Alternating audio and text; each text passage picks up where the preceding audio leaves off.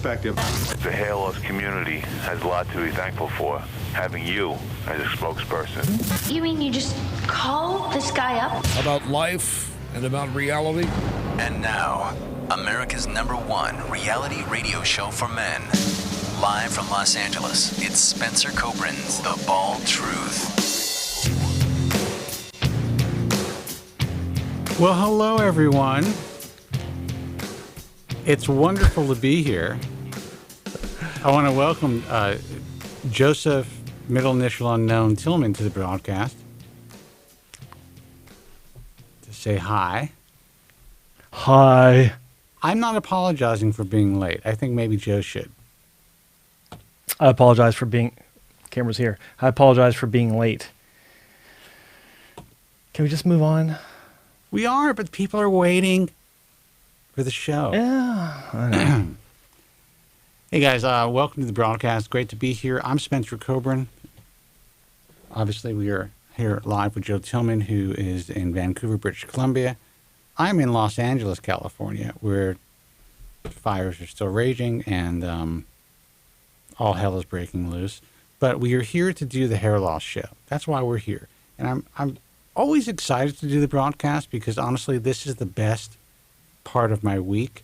I had a pretty fun week, actually. I mean, I had the opportunity to interview Dave Asprey, the founder of Bulletproof Nutrition, longtime entrepreneur, and a fellow hair loss sufferer who just recently, about 6 months ago, had a hair transplant with IAHS accepted member Dr. Alan Bauman, but is also willing to kind of come out and talk about his hair loss. So that was cool. I think that it's really important for guys who are in the public eye, who are dealing with hair loss, who've decided to do something about their hair loss, no matter what it is, to discuss it. Now, the problem with celebrities and the media in general picking up celebrity hair loss articles or hair transplants, it's usually all a bunch of bullshit. You know, I wanted to get him on the program to kind of talk about the reality of his experience, why he made certain choices that he made, what he did to help to mitigate issues with poor healing and shit like that. And I would say for the most part, it was pretty, I think those who don't necessarily watch this broadcast are going to get a lot out of it. Mm-hmm. And I think that's important. It was a nice basic piece of information that, before other outlets in the media get a hold of it, where they do bastardize the information, basically. They just dumb it down to the lowest denominator. It was nice to see you kind of get a jump on this and discuss it at a higher level. I thought it was refreshing. It was a good interview, good discussion. Well, I mean, we only put out one small segment, and we have about an hour's worth of interview. Here's my problem, and I was very open to Dave, and you're going to see this in the interview. You know, my biggest issue is people are going to see highlight reels. They're going to see that he had a hair transplant. The media is going to pick it up, or whatever he does and puts it out there on social media. Social media will pick it up and be like, okay, he had a hair transplant. He went to this particular clinic, but I don't have to go to that clinic or a clinic like that clinic. I'm going to do what Dave Asprey did, but I'm going to find a cheaper way to get it done. And that's really what happens normally when we're dealing with, celebrity, celebrity hair transplants and the way the media picks it up. So while I did my best to try to avoid and help people to mitigate that potential situation, it's still going to happen. Yeah. We have to get this interview out in a bigger way, but how are we going to do that? Yeah, you can put it on your channel. Might be able to get a little press through Dr. Alan Bauman. Maybe Dave Asprey will share the nuts and bolts of the interview so that more people can find the bald truth. I don't know if that's going to happen or not. I don't see why it wouldn't, but that's just the way this world works, It's just the way the ball bounces. It's just the really way the hair falls off your head. Huh? Yeah. Yeah? I'm just wondering why you're Yeah, coming that's good. in on my end hot, even though you don't sound hot. And I got to turn off this other camera so I don't continue to look at it because I'm here, not there. All right. Guys, the phone number is 888-659-3727. That's 888-659-3727. We were talking a lot about anti-aging. And the reason I bring this up is because there's a lot of information out there. It's it's a very sexy field to be in. There's a lot of information, and this guy's basically known as the original biohacker, which is a very sexy term. Mm-hmm. But I really believe that the use of at least brand name finasteride is probably more of an anti-aging medication than people are willing to discuss. Because in my view, if you are slowing the progression of your hair loss, if you're reversing a disease, in quotes, process, where there's organ deterioration, that's a tough term for me. That's a very potent anti-aging drug. If you were able to take a drug that would reverse liver damage or reverse heart disease, just a pill, that would be a pretty amazing drug. It would, but I think that people, when they think anti-aging, they think skin, they think internal organs. They don't think about their hair. And I guess I understand why, but I think that has to do with how this was first introduced. It had to do with physical appearance of your skin. It had to do with extending longevity of your life, or at the very least, extending longevity of your enjoyment of life. Instead of getting knee issues or back issues at 50, you might get them at 60 because you've maintained the cartilage, you've maintained those connective tissues through biohacking, through these methods that people are investigating. Hair never came into the equation. Yeah, when dealing with this. And here's the thing. One of the first things that you notice on a person when they're aging, and one of the first signs of your mortality, is your hair loss. Yeah. So it only makes sense to me that if you're taking a medication that is able to slow the progression of your hair loss, that is reversing a disease process, that maybe it's doing some other things in your body that might be positive as well. Now, this was a discussion that we had, and when I spoke about this, I think Dave was, he said, well, Dr. Bauman, what do you think? And I have to say that I think there needs to be more investigation when it comes to this, because honestly, if you are also keeping your prostate small, if you're keeping that aging process at bay, you don't have to be 50 years old running to the bathroom and dealing with benign prostate hyperplasia. If it's possible that this drug is lowering the incidence of prostate cancer, which after many studies, they're finding out that that's really, at least according to the last study, that's an accurate assessment of what this can do, then it's a powerful anti-aging mechanism. And if you're increasing your free-flowing testosterone by an average of 10 to 15% consistently,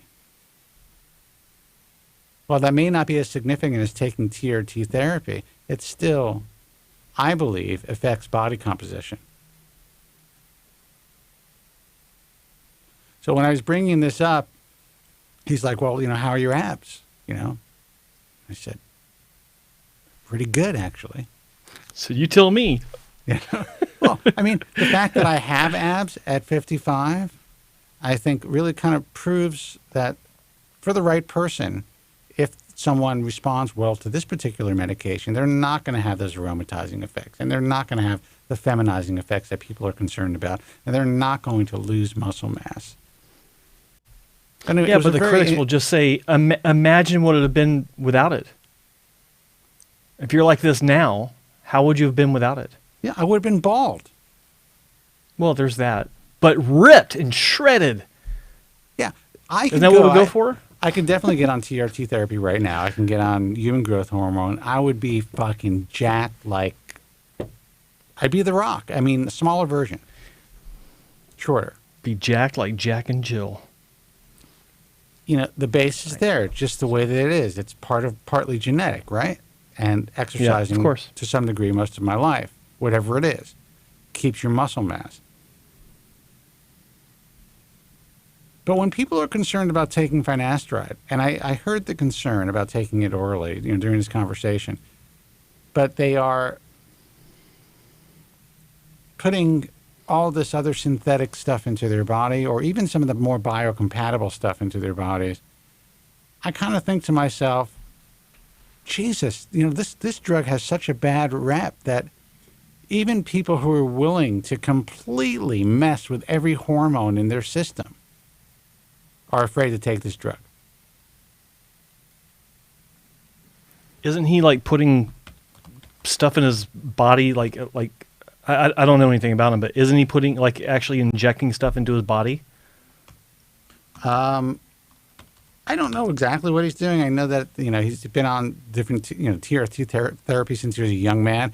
He had some the reason for what he did was he was having a lot of health issues, hormonal issues. He claims that or he states that his estrogen was higher than his mother's when he was 30 years old.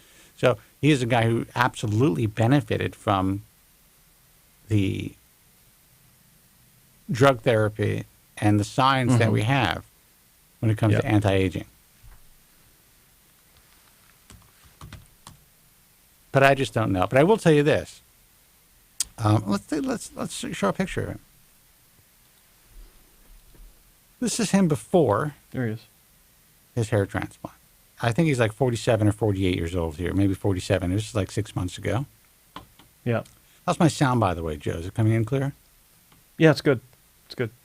And he absolutely had a significant amount of, the light actually makes it a little bit worse, significant amount of crown loss as well. This was the plan. Okay.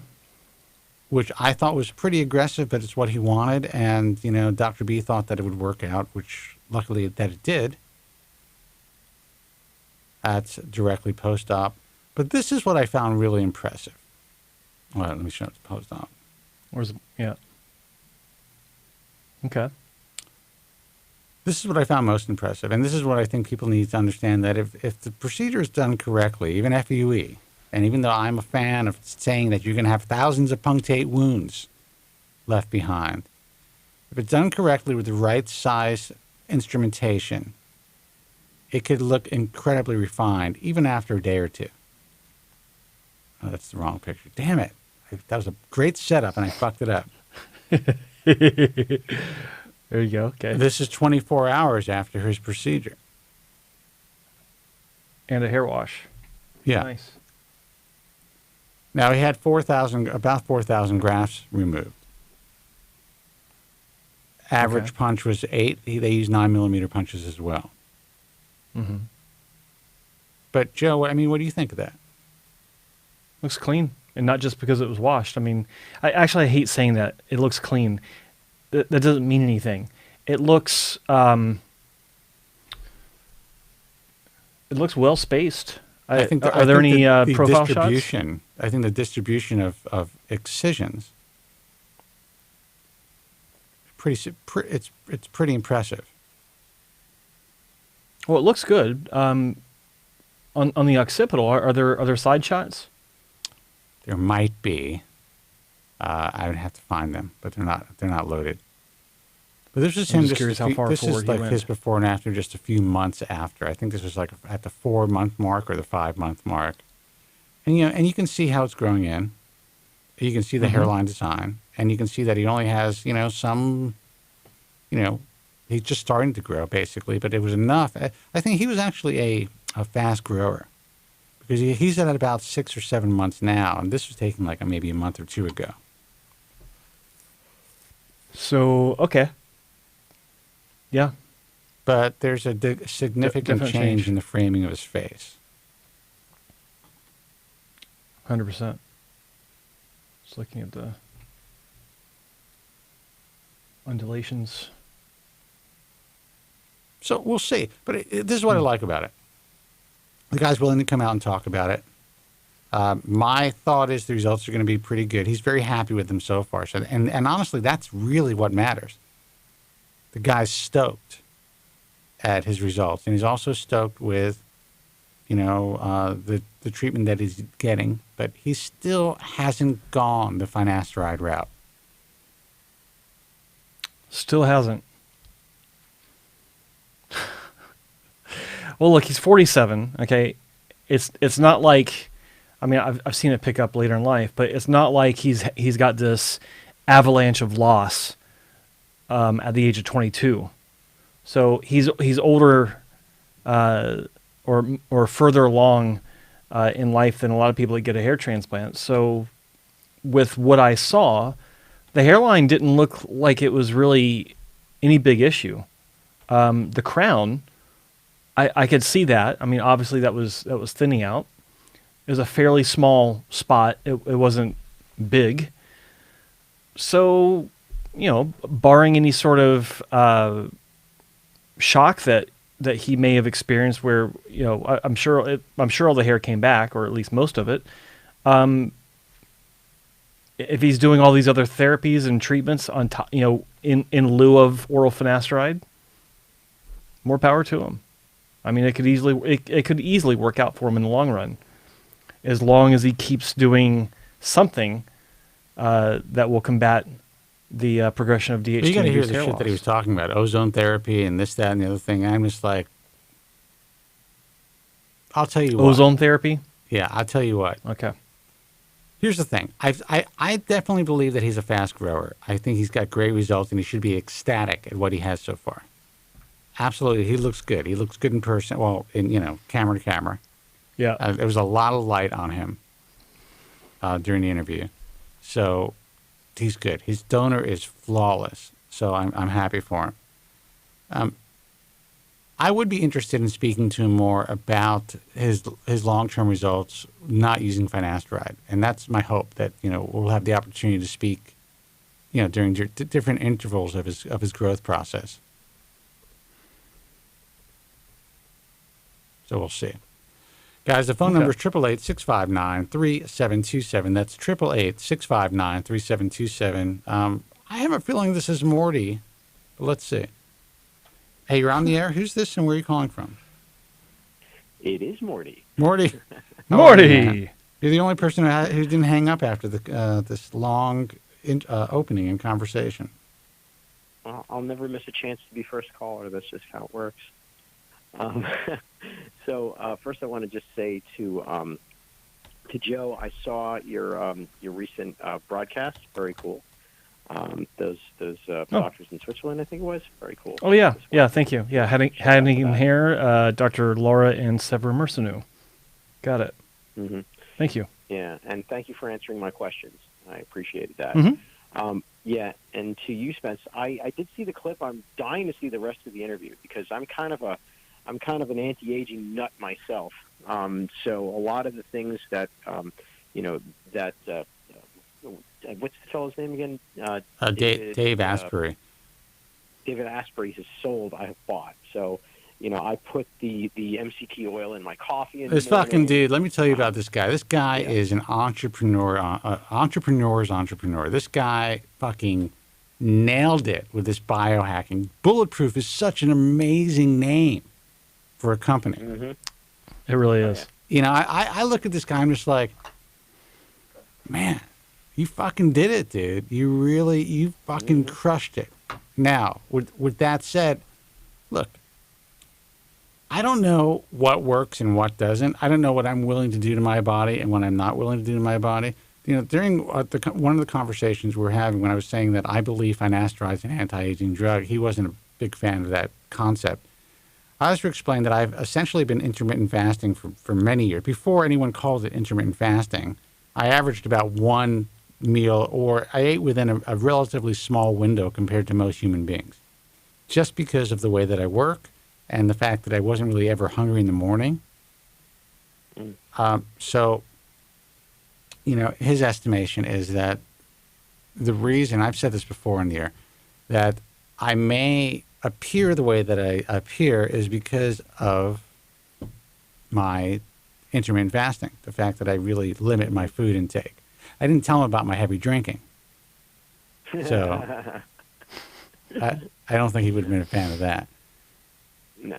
But no, this guy, listen, he's in good shape. He looks good. He provides a lot of great information, and he has good products. Mm-hmm. Definitely. I mean, yeah, like I said, I'm kind of an anti-aging nut. I followed him. There's a couple of other really amazing anti-aging doctors who've talked about all sorts of things like rapamycin and NAD+, and a lot of these supplements that are out there to reduce aging. It's actually interesting. I was listening to another podcast, a fellow by the name of Dr. Brett Weinstein. I don't know if you're familiar with him. He has a podcast. It leans a little bit political, but he's a biologist, and one of the things he talked about, which was kind of fascinating, is he talked about why certain biological traits develop amongst humans, and one of the obvious ones is hair loss. And it comes down to the way that human societies work, where certain traits that favor certain benefits early in life tend to have negatives the further later in life you go. And that's one of the reasons why, you can look at somebody who they're in their teens and 20s, and they're like super strong, and they're their best selves at that age, because that's the time when you're looking for a mate and you're looking to procreate. And the clip that you shared where, you were talking about starting to lose your hair at that age, and how, he was talking about how your prefrontal cortex isn't even really fully developed until you're 25, and so your decision-making capacity is not even there. Like, you don't have enough brain cells to make the right decision about whether you should get a hair transplant or not, for example. 100%, yeah. There. Yeah, and that was actually that was a great point. For some reason, in my life, the way my brain worked, I was able to step back and make that decision and realize something is fucked up. But I still believe I wasn't fully formed at that point. I was just, it's just my super cynical self that, either the way that I was brought up, or maybe because I got into business at an early age for myself, that I was becoming more cynical earlier than most people would. But 100%, when I see these guys, even in chat, like Joe will do a video and I read the questions, or someone will, comment on our show, and I think to myself, Jesus, no matter what we tell these people, they still don't understand the concept of waiting and the importance of it. I put something up on Instagram the other day. I recorded a clip off of my laptop about me kind of winning, being able to wait. If I have a hair transplant at 60, and I was able to avoid it until that point, I fucking won. And somebody wrote and said they understand the concept, but, as a younger person, they want to be able to enjoy their life and their hair when they're young. I totally understand that. But what they don't fully comprehend is that they have a greater chance of not enjoying their hair and their youth when they're young if they have a hair transplant too soon than enjoying that hair. And they don't understand that differential. Go ahead. It's even bigger than that, because you're working off the assumption that you are going to enjoy this hair after surgery, right? And there's a very good chance that even you won't even get immediate benefits. That you'll be one of the walking wounded. You could come out of there. Hey, let's say that it's funny. Just the other day, a friend of mine sent me a picture of me from when I was 25, and I hadn't seen this picture. And it's funny because I'm looking at the picture and I'm like, wow. I actually had a fair amount of loss at 25, but I remember at 25 that hair was not in front and center in my mind. But I looked at a picture of myself and said, wow, all I had was, I had sworn that at 25 I still had a a frontal forelock, but I'm looking at it like it was pretty thin even then, but my head just wasn't there at the time. But think if I think about that, for example, let's say that at 25 I had decided to go ahead and get a hair transplant. I still had a very strong crown. I still had a very strong mid scalp. I had temple recessions, sure, but I had all of that. And then, for example, let's say that I went ahead. Two things could have happened. One is I could have gotten butchered, which meant that from 25 on I would be a freak. Or if I did get something, I may have maybe 3 years really, because I lost that by the time I was the entire frontal forelock was pretty much gone by the time I was about 32. So if I had gone in at 25 and gotten the forelock strengthened, that would have gone, and then the mid scalp would have gone, and I would have ended up with a lump of hair in the front and a bunch of loss on top. So, you really don't know how this is going to go down. Well, I do. I do know in general how it's going to go down, and it does upset me sometimes when people are like, well, if someone is fairly progressed and they really want a hair transplant and they're 21 years old, we'll do it, but we'll give them all the warnings and this and that. I would say that the advantage for these people, even within the relative short term, 2, 3, 4 years, it's very slim. Most very young men who have hair transplants regret having it. Period. How many times have we had callers that you and I have talked to for 20 minutes straight, and they're telling us about their situation, and they're asking about a procedure or a doctor, and we tell them, you need to stop. It's not a good idea. Just back off. And they're like, wow, that's great information. But we can just hear it in their voice. They're still going to go get a hair transplant. And when we sign off, it's like, okay, great. Say hi to Dr. So-and-so for us, because we know they're going to go and get the surgery anyway. And it's so frustrating, because if you're going to call us and ask for our opinions on something, why not listen to us? It's because they're too anxious. They're too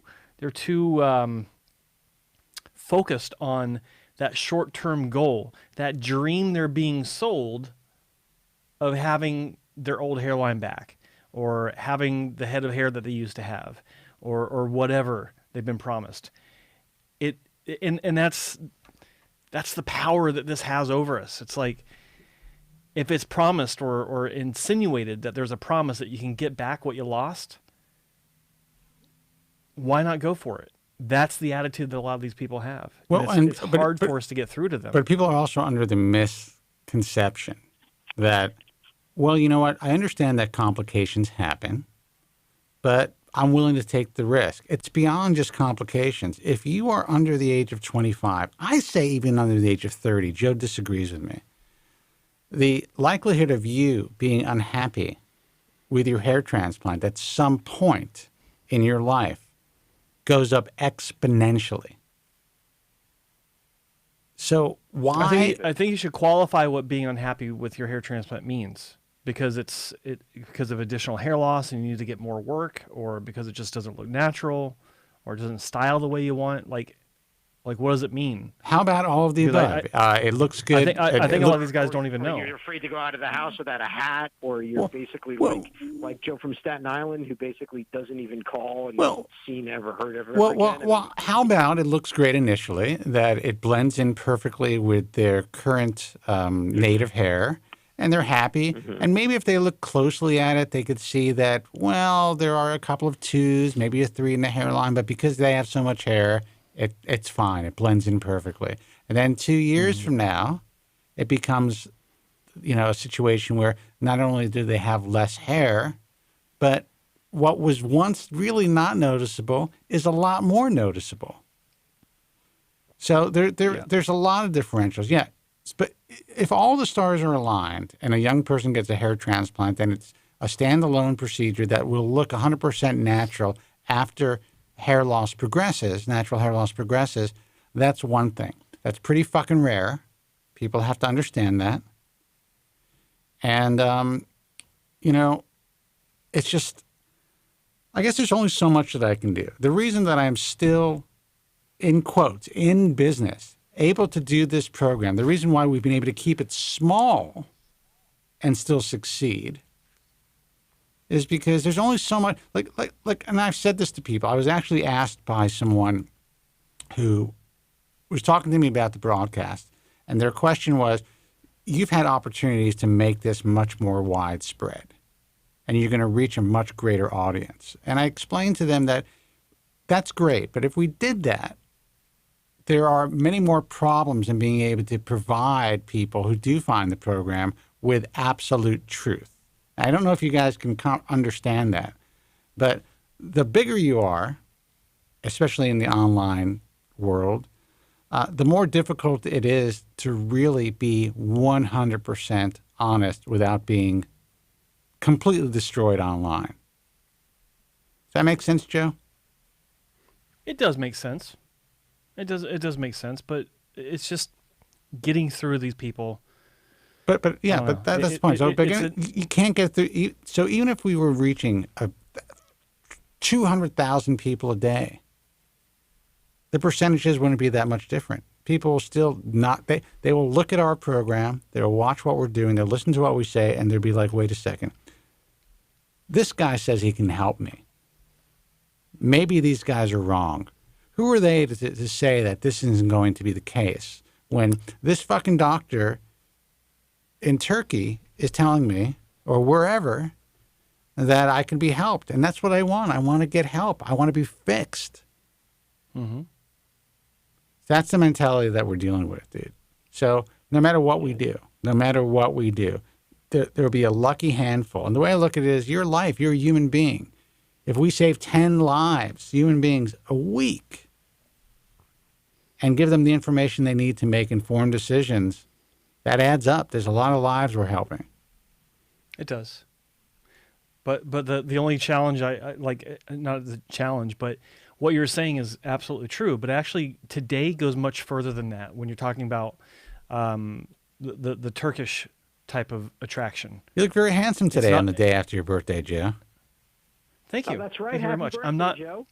I'm not bloated from like lots of alcohol. Yeah. Imbibing. Inhibition. Hey, let me tell you, 51 is the new 50, so enjoy it. 51 is the new 50 and a half. But it's the what you're saying is true, but there's also the issue that we're dealing with now where you can tell a lot of these young guys that you're going to screw things up. Like, even if it's obvious that the work that a clinic does isn't natural looking, a lot of these guys don't give a shit if it looks natural or not. It's just having hair versus not having hair, which is the same thing that used to be said back in the 80s. Yeah, I know it looks pluggy, but it's hair. It's something to style. Like, well, they don't care. I've had them say that to me. I was having a conversation with a girl who's like, she's 30 years old. I think she's 30. And she was saying that a friend of her boyfriend's, went to get a hair transplant in Turkey and showed me images and said how great it was. And I'm looking at this guy and I'm like, holy mother of God.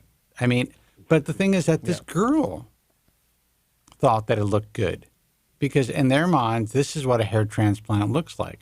It looks artificial. Was it an Instagram photo or was it like a nice high resolution image? It was Instagram. It wasn't even a high resolution image. And I could see that from a mile away that it was bad work. Yeah. But, there's this new normal. It's almost like people walking around with duck lips or these, really bizarre cheek injectables, that this is what a hair transplant looks like. Yeah. And it's just incredibly artificial. And it's becoming acceptable, I guess. Now, I don't know if that's a good or a bad thing, really. Because if people are happy with it and their lives are improved by it. And they only had to pay $5 for it. I mean, I don't know. I mean, who am I to judge? Like, we may know the difference of what a natural hair transplant looks like. But if people are happy and the world is accepting them with this ridiculously straight, bizarre-looking hairline that will only last a few years, then who the fuck are we to say anything? Yeah. Good night. Good night, Mordy. Yeah. The other thing that I want to change the subject a little bit. The other thing that I wanted to mention, which I thought was interesting about David, was that this is a guy who is extremely knowledgeable about the human body and about all the things that he's putting into his body. So this kind of speaks volumes about all the lotions and the potions that are out there, because if anything, he's the king of lotions and potions. And yet, at the end of the day, he still went for a hair transplant. So he did, but he is still discussing the lotions and the potions and the differences of shampoo, like using specific shampoos and laser caps and stuff like that. So, all I can say is, when it comes to hair loss, no matter how well-versed people are in everything else in life, this seems to be kind of like the last bastion of just remaining ignorant or not really having the capability of doing true due diligence for whatever reason, and understanding that he certainly did. Say that again? He certainly did the due diligence because he landed with a good doctor. So he absolutely did the due diligence, like I said. During the interview, well, you didn't see that part. That he was really lucky to find Dr. Bauman. Lucky as hell. I don't think he found him through us. Ah, okay, gotcha. So he was actually kind of like, I can't believe you do a podcast just on hair loss. That's pretty wild. It's great. So I could say that he absolutely, at least in my opinion, didn't find him through us. But cool. Yeah, listen, man. I try not to get discouraged after 23 years, but all I can say is things are getting worse no matter what. As much information as we can provide people with, there's only so much we can fight. As far as all of the influx of disinformation and ads and bullshit that are just coming at people day in day out, and the fact that young people, they don't want to believe. They don't want to believe that they're fucking up their lives.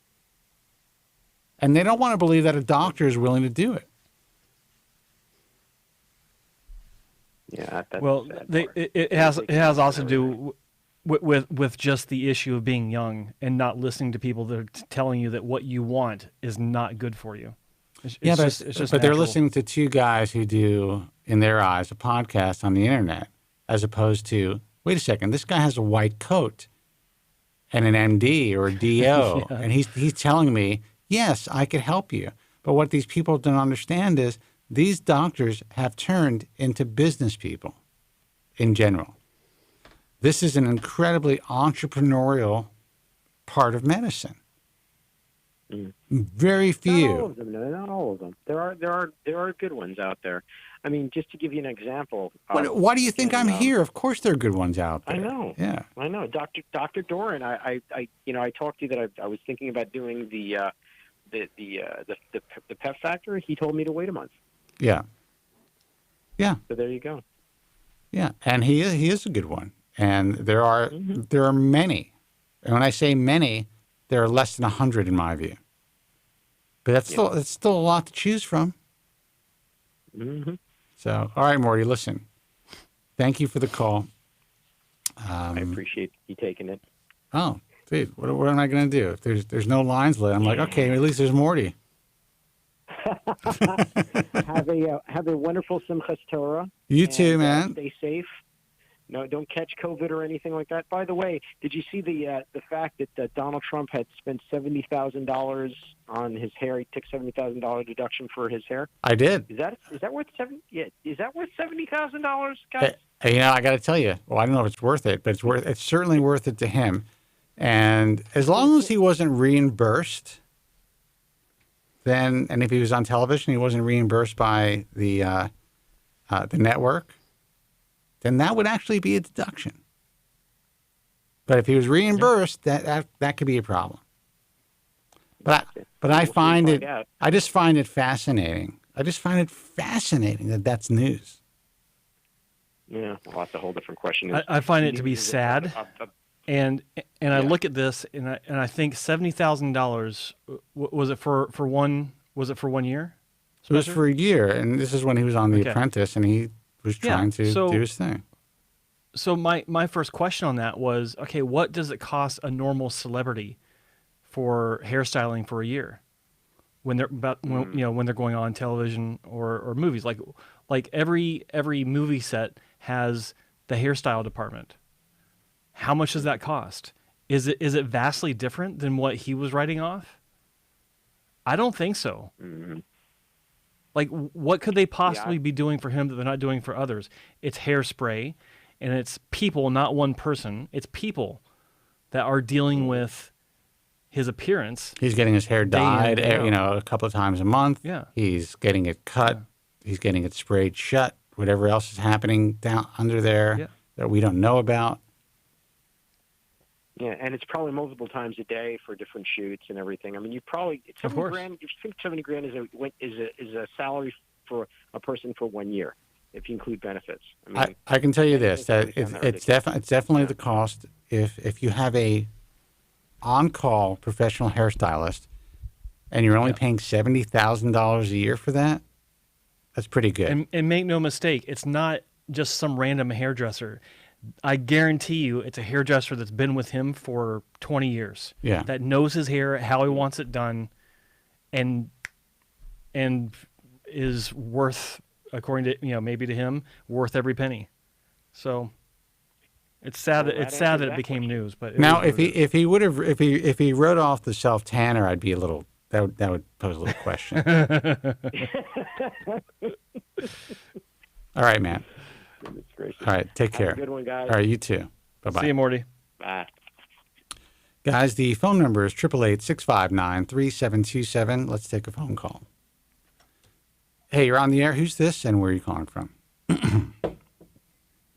Hello? Hello, Spence. Hey, who's this?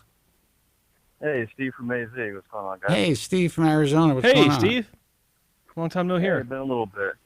Yeah, so I was listening to what Morty was talking about the anti-aging and all that. What is, I know it's a little hard to talk about since you already did the show with him, but what is your stance on most of that? I'm thinking, in reality, I mean, there could be something to it, but what's like, usually people will think I'm 37, almost 38.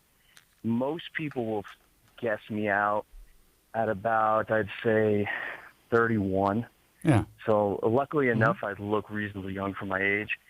And what I have found, like the only thing that I've done ever since I was young, and I've kind of made it a fast rule, is stay out of the sun.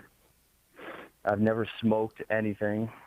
I keep the drinking pretty damn reasonable, and just try to stay in shape.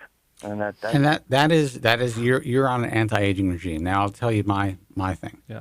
I'm in the sun all the time. I smoked cigarettes since I was 16 years old till 23, and then chipped away throughout my entire life. Stopped for 8 years, 10 years, but never really a smoker as an adult, not a full-time smoker. Used to love to drink. But my hack was I never smoked unless I only drink to get drunk. I never smoke unless I drink. And I do not spend copious amounts of time in the sun without protection. So I will sit by the pool or play basketball with no sunscreen on, get a little color, get my vitamin D. And then if I'm out there for more than 15 or 20 minutes, say by swimming, I will then lather on some natural, not the chemical type, of sunscreen. I would say, and this is not to be obnoxious, when I tell people that I'm 55, they're usually shocked. I don't ask for an age. I don't want to know, but they usually are. People will guess. Like one girl just the other day thought that I was like 43. Now that's great. I think it's more like 47, whatever. But it's still younger than I am, and I have a beard. So a lot of people would say that I went against what the hard and fast rules are, especially taking sun. But I also don't. What's fascinating is I think it's always because it's been in moderation that I'm not like overly wrinkled by any means. Yeah. So I also you're not going crazy with it either, from what you're saying too. You're pretty moderate about it. So it's not like you've been living out in the sun, surfing the last 20 years. I would expect you would look significantly more weathered, than you are now. You have no choice at that point. Well, I would, but I would say for the last 20 years, I've been in the sun almost every single day, and I have not avoided sun, midday sun. I've gotten some. Sure. I've kind of timed it because I always felt like there's got to be on a mitochondrial level and just your cellular level, you have to get sunshine. I've always just kind of felt that way. So I felt that people who really hid from the sun probably are doing themselves more damage than anything else. But that's just my thing. Yeah, I think, and to go off on it, I think you're good with the moderation effect. I think what I'm talking about when I say stay out of the sun doesn't mean like I'm not in the sun. In fact, I'm kind of in the sun right now, although I'm covered up a little bit. But it's more of like not allowing skin to be damaged, not allowing yourself to get too tanned or to get sunburned. And then your skin gets so used to it, it has to get used to it. So what does it do? It starts to develop more of a tan. You start getting that leathery look. And once you get that, it's really hard to reverse that at all, really. Yeah. But to answer your question about, what do I think?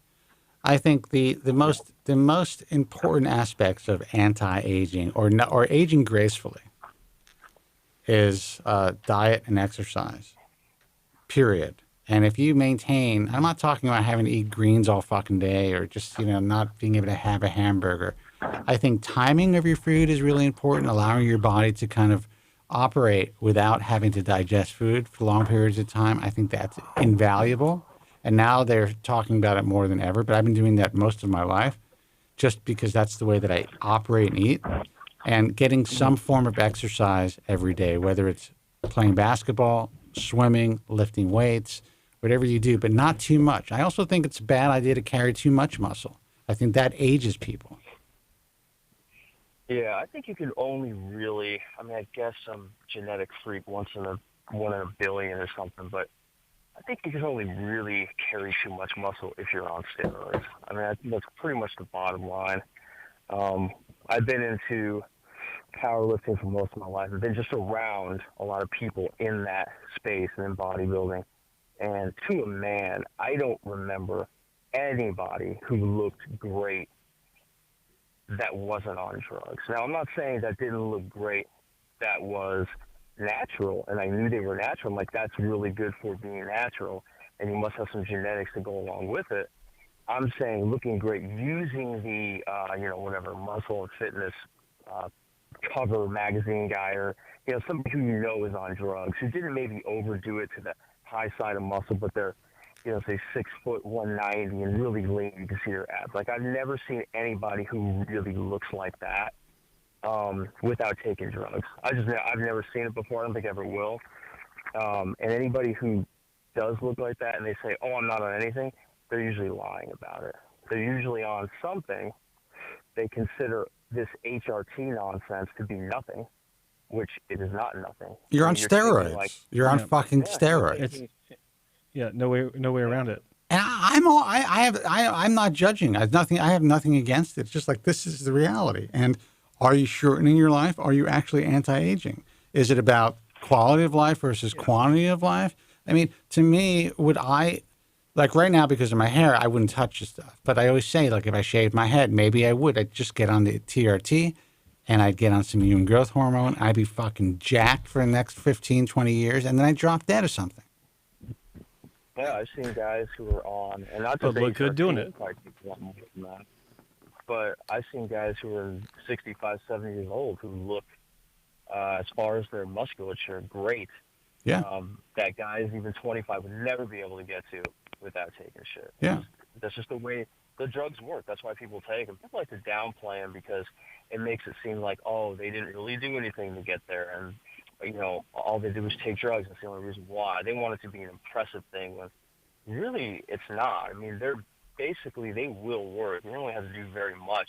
The more you take, the less you have to do. Right. And even if you're on HRT, and we've talked about it before, when you're 25 years old or 22 years old, you're like in your peak of making testosterone.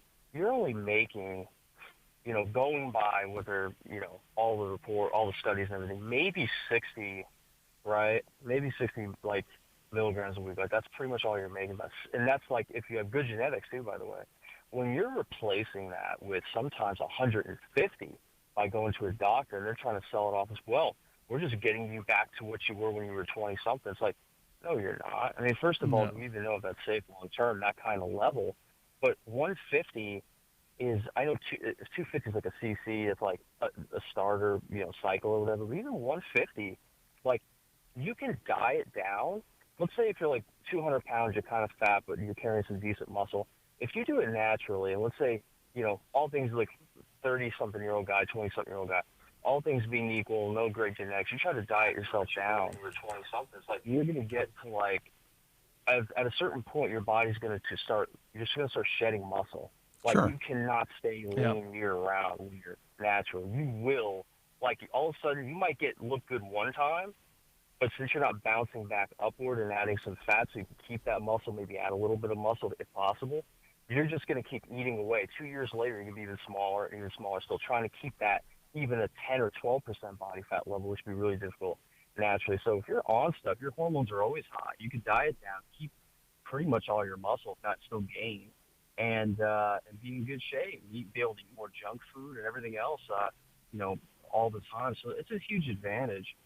I thought about taking it too myself. But as far as like going back to the anti-aging thing, I would say Spence, when I look at you, although I'm looking on a computer screen, when I'm at home at the time, I don't know what kind of lighting I'm seeing you in. Good lighting. I know you spray paint. You're spray painting your head, so I don't know. Like, and also the hairline makes people look older or younger. But I would say if I didn't know that you were like 55 or whatever it is, I would say you're probably like in your late 40s, something to that effect. I take it. Which isn't a bad thing. It's still significantly younger than you are. Absolutely. That's a fucking win right there. But I mean, hairline also makes a huge difference. Like I was gonna say, for me, even though like I know I showed you guys my pictures done with my hairline and everything, and my hair looks way better than it did. I have thought about if I don't get more dense to the point where I'm happy with it. I have thought about many times over the years, and I always said I was going to get finasteride a year and a half to 2 years. I have thought about doing a hairline lowering. I have thought about doing like eighth of an inch with some density, filling in the areas where it's not quite like as dense as I would like it to be. I have thought about doing that, and I would think that's kind of off to a different subject that we run over, but I would actually be a decent candidate, probably one of the better candidates for a hair transplant, at least a small one like that. But why don't you just glue a hairline on and see how it looks, and before you get a hair transplant? Yeah, I for sure have thought about it. I know they have like those little hair pieces, that you clip into your hair. You can buy a full one. You can buy a full one that has like whatever. You don't even have to worry about the color, and just cut it up and put a little. Take a measurement of your hairline. Cut. Get a razor, cut it up, glue that shit on, walk around the house, and see how you like it. Yeah, I have thought about doing that. I do think it would look better. I mean, obviously, when your hairline goes up, it's the first sign of age. Like if I say my hair's too long for it now, but if I did put a hat on before, I would look younger than I do. Even though my hair is a lot better than it used to be, I still would look younger before, with the hat on. Where would you say, Spencer? I've never seen you pull your hair back. I know you got that like Mr. Rogers kind of do going on, but where would you say your hairline? I don't even know how to take that one, dude. That may leave a mark. I don't even know what that means. Mr. Rogers. Hey, Mr. Oh my God. Hey, we still remember, right? Jesus. It's better than Trump. Oh my God. You talk about being Trump's do all the time. Mr. Rogers is a fucking upgrade from that. Jesus. But it's a beautiful hairline, neighbor. Here. It's not that bad. My hairline. My hairline. This is the top corner of this hairline right here. So I'd say it's about a 5 finger, and this side's a little higher, so I'm able to comb it over. So 5.5 fingers, as opposed to a 4-finger hairline. Yeah, the funny thing about mine is that's higher than mine. That do. Where? I mean, how is your middle? Do you have like more recessed corners, or is it somewhat straight across from the middle? He really wants me to pull this shit back. He really does. He really does. It's more. I'm gonna have to watch the video later. I really don't care. You just tell me. It's more recessed. It's more recessed in the corners. I have a pretty full frontal forelock. It's good. Okay, where did you put yourself? Like almost a Norwood 3-ish or Norwood? I'm Norwood 3, but I have the recession is a Norwood 3 for sure. I mean, it's deep, but I have a very full frontal forelock. Okay, so I'm not really on the Norwood pattern. I'm kind of on the Norwood pattern on the scale, but I'm kind of an anomaly because I have good mid-interior scalp. No, I see what you're saying. Like it's a little different for me too, because when I was young, and it just depends on your face and everything. Like when I was young, my forehead was super low. Like if I look at old pictures of me, it's really low. Like I had like a 3-finger forehead tops, right? And and it all just depends on your. What's that? I'm looking at Mr. Rogers right now. Actually, that's a compliment. Thank you. I can't hear you guys are saying so.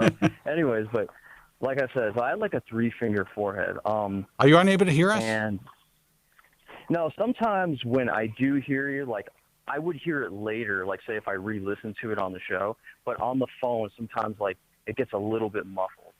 Just a little bit, especially when both of you guys are talking at the same time. That's really. If I'm talking at the same time you are, you know what I mean? You're like trying to interject something. That's not good. That's not good. But anyway, so I used to be like a 3 forehead when I was a kid, and now even though my forehead is significantly higher, like you can see where it used to be, it's barely a 4, and I don't have like big ham hocks for hands or anything like that. It's a 4, but it actually my 4th finger runs into the the forelock area. So it's not even quite a 4.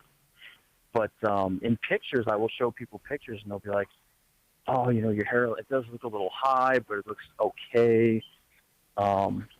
Maybe, you could, go for if you were thinking about the frontal hair, hairline transplant, which I thought about anyway. So it's not like somebody says something, I jump on it. But in person, it looks less like that because you can see 3D. It's not just a flat image where your forehead's like jutting out almost. But at the same time, it's about a 4 right now, but it's not a usually you'll have like the front will be angled, like the forelock will be further down the side. Mine is, but it's not that much. It's almost like a flatter. So what do you want to do? I mean, are you happy at all at this stage? Because you seem to have done really well using drugs. Yeah, I would say I'd have to be pretty happy compared to what I was a year ago. I did think I was going to get pretty good results, but I look at it, and so once you get something, right? Like, so if you get you have a shit job and you get a little bit better job, you're happy with that for a while, and then you want a better job after that, right? And this is kind of the same deal. It's like I'm happy with the results. I don't think it will probably get marginally better. Of course, diminishing returns are already there. Like after the first, I'd say 6 or 8 months, it's been largely diminished returns. But weren't you, Steve, refresh my memory, weren't you the guy, didn't you have diffused loss on top and you started taking finasteride and you had a reversal of some sort, some degree? Yeah, and you guys showed the pictures on the show, like while I was on the phone once or twice. Yeah, it was like a couple months ago, I think I called him. This guy, I'm just reading the chat. I have him in the chat. Some guy, Darren Green. It's actually kind of funny. Get a hair transplant, get a daily hair loss protocol to keep it. Get on with your life, or else you'll be like Spencer, stuck in the 80s, counting hairs in the sink. Oh yeah, I love reading shit like that. I've gotten that's not even mean. I've gotten some really mean tweets that are fucking hilarious. Oh yeah, these are nothing. He asked me to stop banning people that disagree with my ideas. I'm like, what are you even talking about? Yeah, I'm stuck. I am stuck in the 80s. The 80s were a great time for me. For crying, I still listen to 80s hair band music. I'm 55 years old. What do I give a shit? '80s Yeah, hairband music is still among the best. I'm in my But 30s. I yeah. like So that shit. Steve, Well, I so came out when I was a kid. Yeah. So you're like how I look. so how you're I look at it is. Yeah. Go ahead. I was going to say, so you're how many months into using finasteride? 8 months? About 13 now. Oh, okay. All right. About and 13 months, yeah.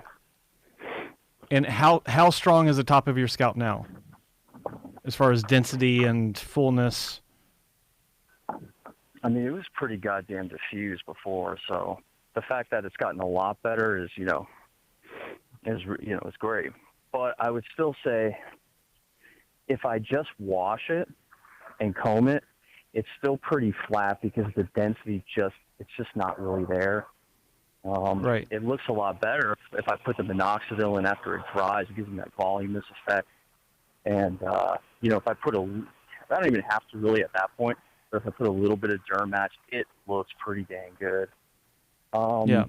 Well, and that's the effect of the hairs that you have turning into terminal hairs instead of miniaturized hairs and not increasing the actual density. And that's what I experienced with my surgical result after all the work that I've had done. Like, my hair looks pretty full in a lot of situations, but the density is not nearly what it could be, or excuse me, what it was before I lost hair. I mean, it's just the hair is terminal, so it covers well, and but yeah, I mean, there is a lack of density compared to what I'd like to have, but I think that in your situation, I mean, you still have time. Like you said you've crossed the point of diminishing returns, or you're nearing that. I think that with your timeline, 13 months out, you still have almost a year of, statistically speaking, of continued improvement. So the terminal nature of your hair can still improve. You might get some more hairs that were miniaturized that are kind of lagging behind the other ones that can also improve. But I look at patients that are looking for minor modifications. Like you said, drop your hairline like 1/8 of an inch.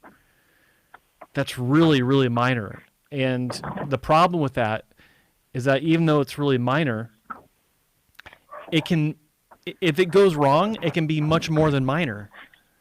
And if it goes well, if it goes well, and this is something you may not have considered, it can actually induce desire for more surgeries. Like, well, hell, that worked, but it's not good enough. I want it lower, and you'll go back for another one. Of course. And of course. It's potentially an unending merry-go-round. Yeah, I know. When I throw out 1/8 of an inch, that's kind of just me throwing out like a number that we can all, quantify really, quickly. It could even be up to 1/4. I wouldn't, like, I've seen people say, oh, hey, you should load a 3/4 of an inch, you have your juvenile hair. I'm like, yeah, at 37 years old, though, I mean, having basically a 3-finger fucking forehead doesn't look good anymore. It doesn't look natural. Now I'm going to be, 44 years old? I'm going to have this ridiculously low hairline. Like, it looks good if it was natural to begin with, but if you're getting a transplant, people are going to look to see if it's detectable, because it's just one in every, maybe a couple hundred people who are 40 years old have a really low juvenile hairline. Yeah, it's fairly rare. Right. So if I was going to do it, it was going to be, yeah, sure, it was going to be a lower hairline, but it was going to be within reason. Like, I feel like it's passable now. Like, here's how I mainly feel about it. And it's all an illusion, like I would have said. You guys remember phone calls so long ago, and we talked to so many people. But if your hairline's a little bit higher, if it's okay, but it's a little bit higher, if it's thinning a little bit, and the hairs aren't as dark as they are on the top of your head, because the hairs are damaged. To your point, some of those hairs could come back another year from now and be like, hey, that doesn't look so bad, But we're talking about in the now.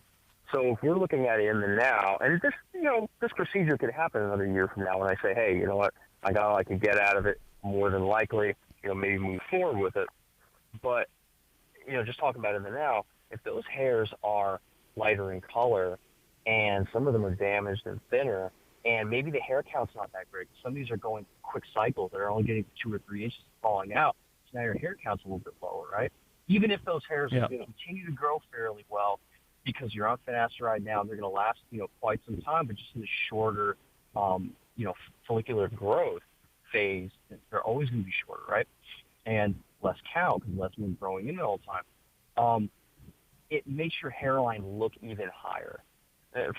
Number one, because it's just going to because it's thinner. Number two, because somebody's going to look at you, and as a girl with a higher forehead, it doesn't really, unless it's really thin, you don't even think about it. But a guy with a higher forehead, if it's a little bit thin at all, and even if it's not, but especially if it's a little bit thin, the first thing you do is you look at it and say, where is it going to look like it's going to be? Well, here's the thing. When it's not thin. Here's the thing. We look at it. You look at it. Yeah. Other people who are dealing with hair loss look at it.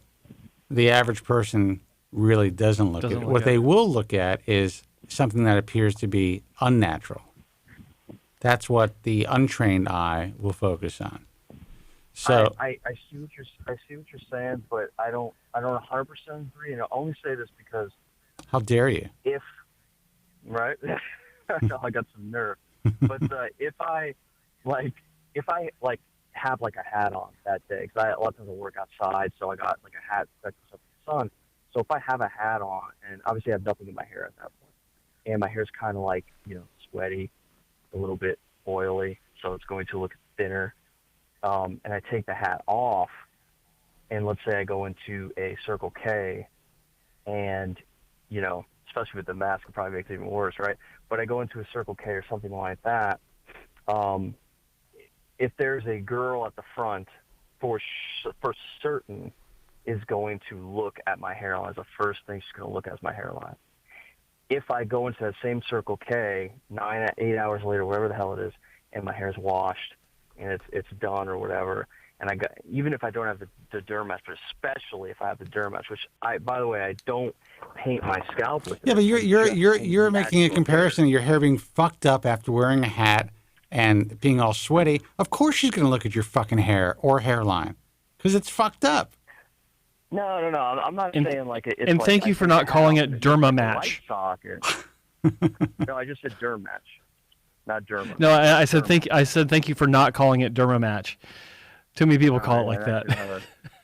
Yeah, they just drives me nuts. They call in and say, "I'm on that finasteride," and I'm like, yeah, finasteride. You don't even know the name there. You just got on a drug, right? Yeah. What about these guys who don't know the name of their fucking hair transplant doctors? That's the best. That's the best. That's good. That's good stuff. It's all. They don't even listen to doctors, technicians. But hold on, guys. We actually have a line open if you want to get in. It's 888-659-3727. 888-659-3727. Go ahead, man. Then we're going to take another call. Yeah. Anyways, I'm not saying my hair looks like I was in a light socket with my finger. I'm just saying I could even it doesn't look that bad, but it's just if it's just a little off, it definitely will get looked at. But if it's done even decently, it doesn't. So there's that effect that makes a difference. So yeah, I have thought about in the end about getting a transplant, getting a little bit lower. Obviously I know the risk involved and everything else that goes with it, and so I'm going to weigh that obviously over the next year. But I think we were talking about the anti-aging thing.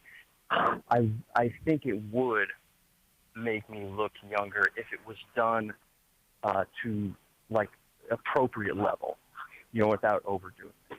Just I think it would be the same thing. I know you don't want to get a hair transplant, but even with that, I mean, you have the hair do that you do because you don't want to show the hairline. You know what I mean? Yeah. And so is it a little bit tough for you? Double how dare you? Not, Go ahead. To not do. Hey. I mean, when I turn to the side, you can see the side hairline. That's all I need to show. Not much different from mine, actually. I'm just saying, if it were if you were one to get a transplant, you did get a transplant. Let's say you lowered it to a feasible level that you thought was okay. Let's say it was a half inch or a third of an inch, and you're like, okay, that's low enough. Let's slick this damn thing back. And I'm sure you probably would if you thought it was a decent level. Just like you said many times, you don't have that hairdo because you think it looks great, just because it's one of the better ones to go with your current hairline. Correct. Again, how dare you? Go ahead. He's racking up the points, I'm telling you. I know he's all over it tonight, but it would help with the, with the aging that you're talking about. 'Cause I know you're the first one to brag about how young you look all the time. I'm just playing now. Again, but I give this guy a fucking hour. Spencer, how many other callers do we have on hold? 2. Oh, you got to? Okay, I could get caught. I don't need to insult you thoroughly anymore. No, listen. I totally get what you're saying, and yes, here's how I would look my youngest. If I was able to cut my hair super short and slick it back in the front, that would take, I would say, 3 to 5 years off of my appearance for sure. I always have looked youngest with very short sides and short back, and obviously not as much volume on top. I haven't been able to have that look in many years, but I think most people look a little younger that way as well. And, I just kind of deal with what I deal with because I know what the alternative can be. So to try to get that extra inch, so to speak, it's just not worth it to me. Now, what would you say, and I understand it's not worth it to you, when you guys kept talking about, I know Mordy was saying, you have a really good chance of being fucked up. I mean, from all the, and if you guys, think I'm wrong about it, just, interject. I don't think thanks. so. I don't. Thank you. Not in the. May not we? Like going to Turkey and just going, if you want to. Not going to Turkey and just saying, oh, hey, I'm just going to go to whoever the fuck said it was 1,700 instead of 1,800. I'm saying in the right hands. Don't you think at this point that in the right hands that you have I don't know, it seems like you'd be 95+% chance of having a pretty good result as long as you're not expecting perfection. Let me okay.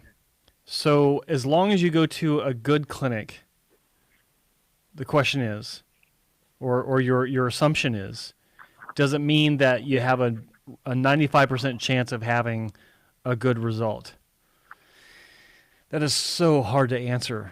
What is your definition of a good result? My definition of a good result is, doesn't matter what grows as long as it looks natural. So yeah, sure. I think 95% chance. As long as it grows and it looks natural, then sure, it works out. Because if it looks natural, then you don't walk away looking like you had a hair transplant. You don't walk away with this mess on your head that you'd like to have removed because it doesn't look natural. I've been there. I know that's like. Yeah. It's murder. I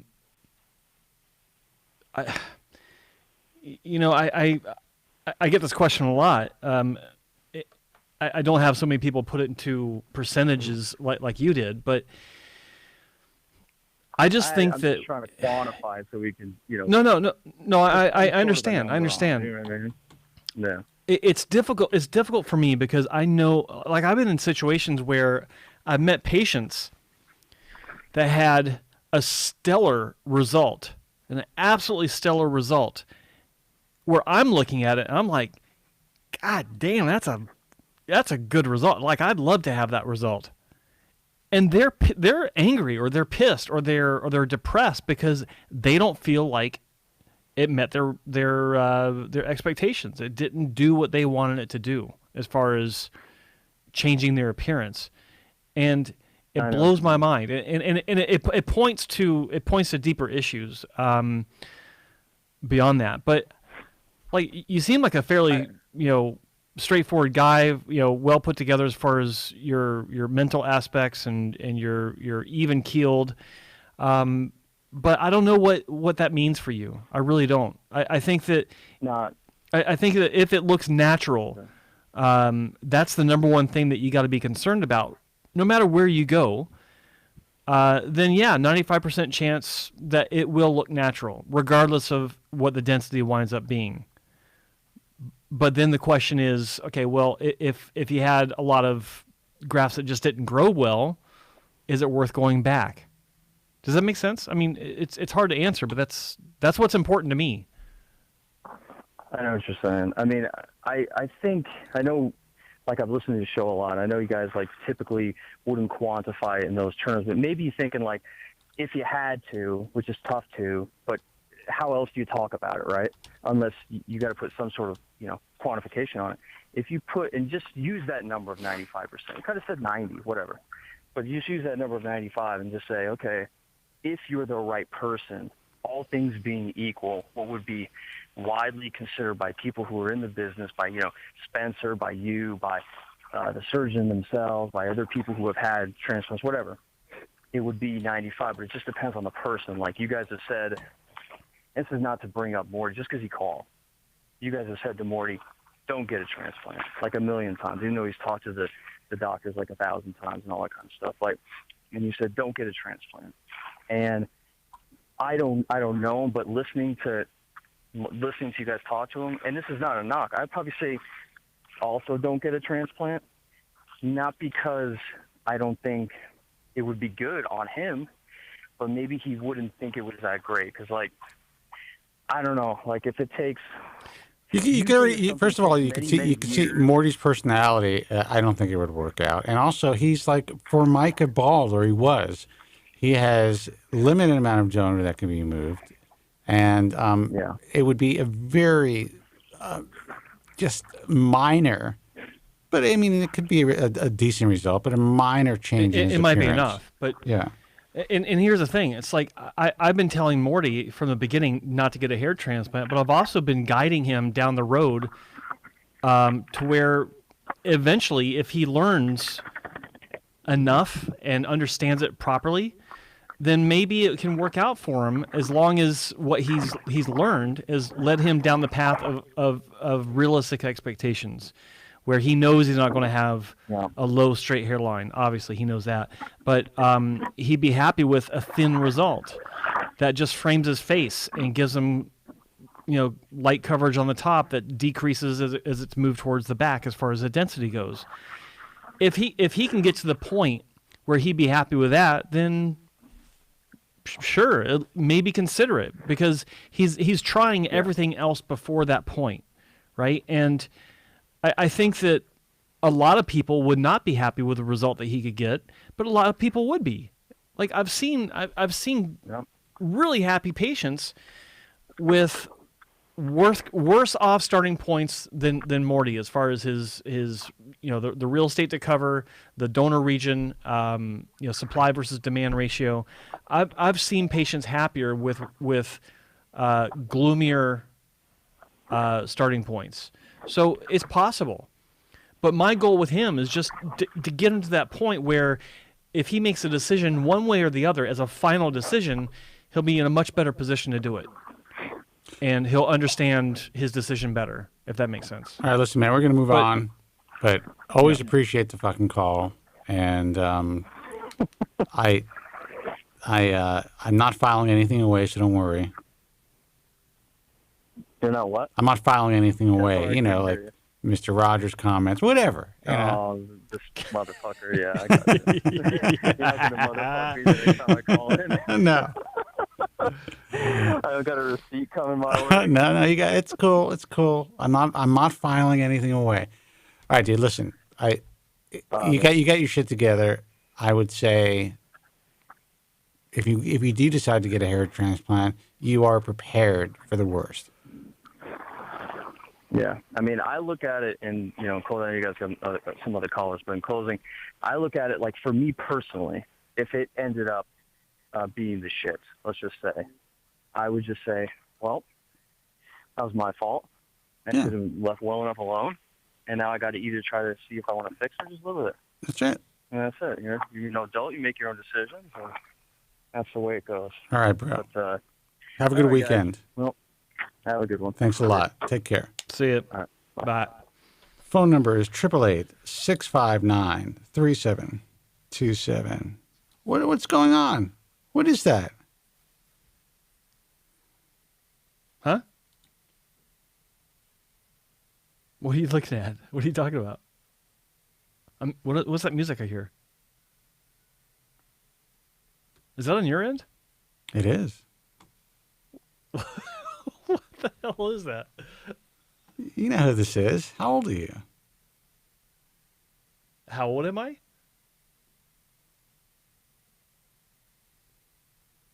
What is it I hear? It's Mr. Rogers, man. Oh, it's not coming. It's not coming through very well. Like I just barely hear it. It's because it's on your channel. Guys, the phone number is 888-659-3727. That's 888-659-3727. Darren Green is on a tear today, bro.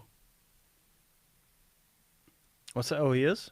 This guy knows his wasn't paying shit. attention. He's telling Mordy to get a hair transplant, to get a life, and all that fun Stop stuff. calling the show pretending he's coping on maintenance drugs.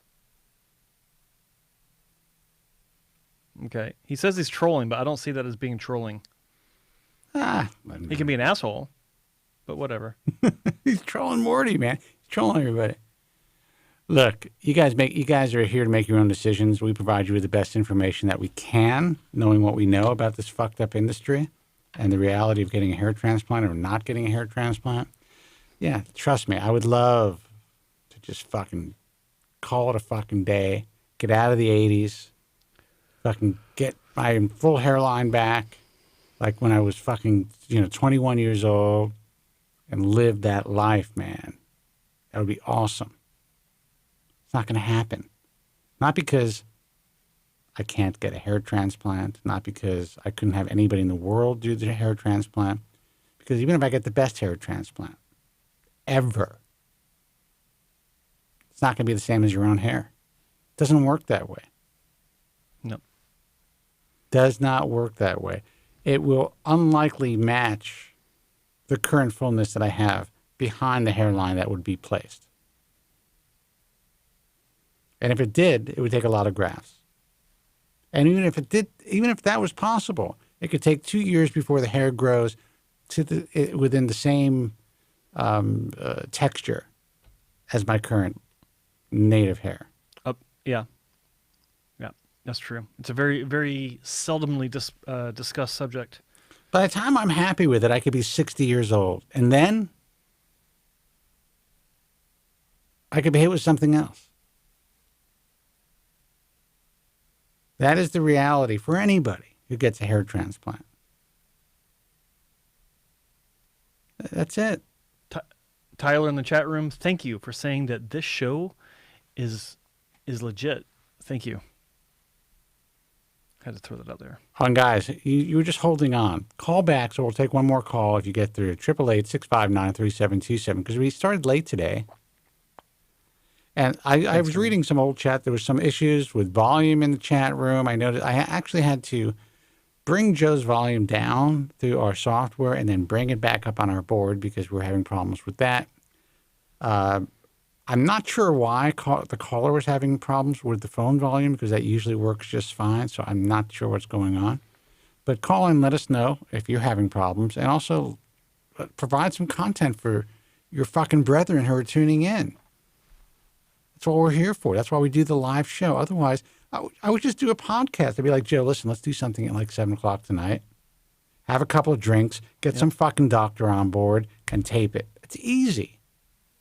It is. It's a lot easier than doing it live. Trust me.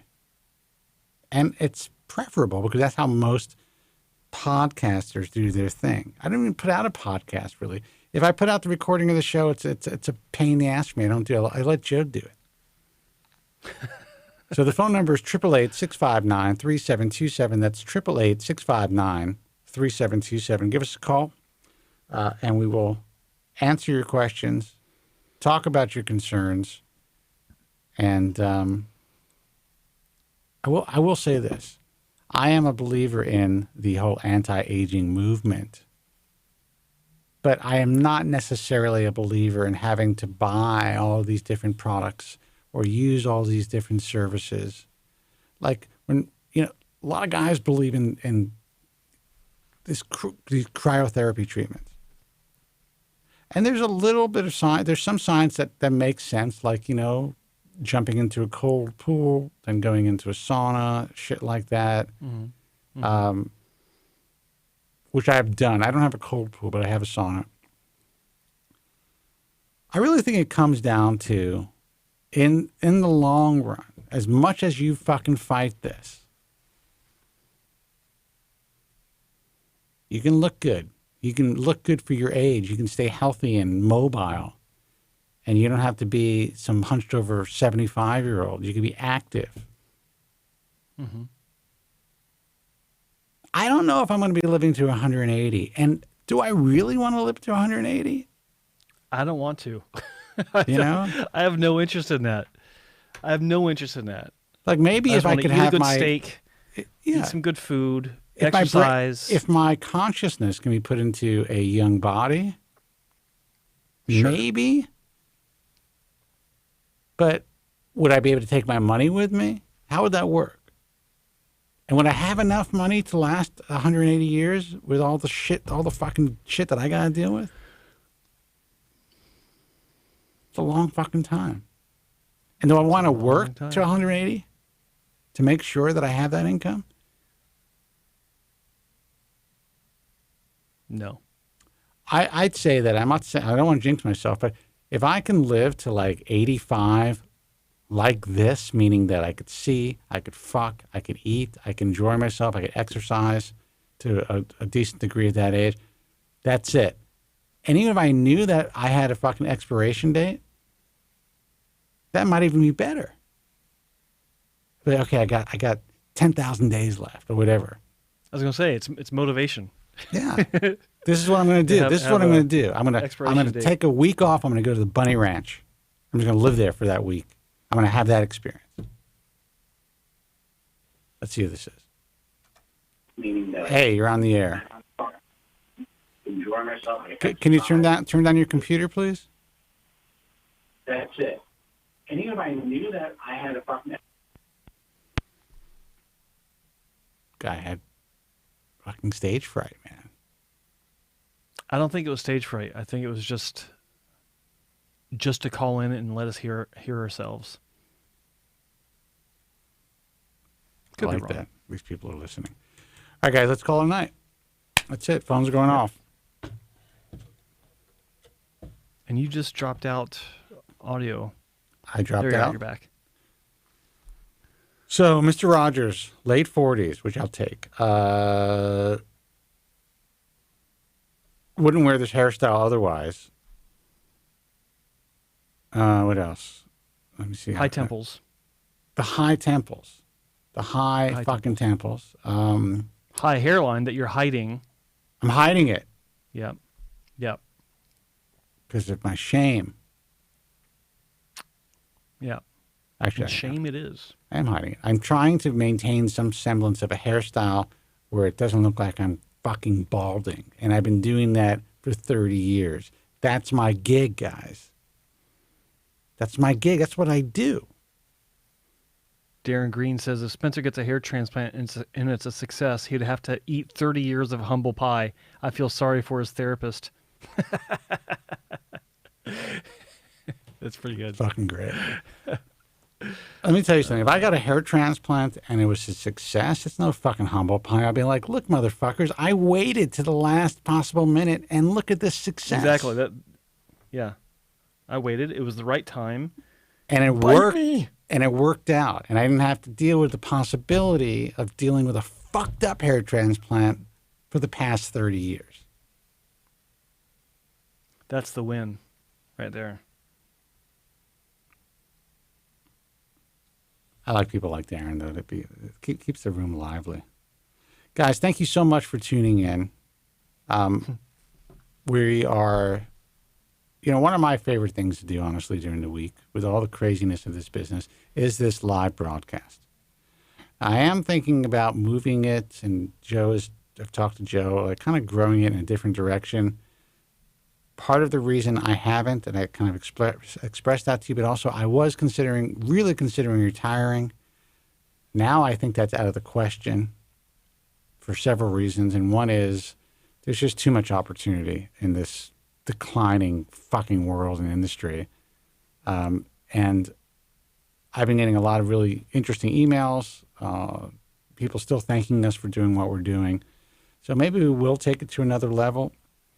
But what that means is we need you guys to be a part of it, not just listen passively like everyone else in fucking radio. So you don't see too many internet broadcasts where they're taking calls. You know why? It's hard to get calls on the fucking internet. But we do it because we want you guys to share your stories so that other hair loss sufferers, other guys in your position can kind of not only learn from you, but understand that they're not alone and they're having the same feelings that you're having. And it's not just two old fucking guys talking about their experiences. Well, one old guy, one oldish person. Oldish. Nice. Answer your phone call quickly. I have to turn the phone back on. Do you want to do that, Joe? Oh, we got someone that's calling in. All right, dude. I'm gonna plug in the phone. If this better not be a fucking joke. Nicholas Jim. All right, dude. Phones are on.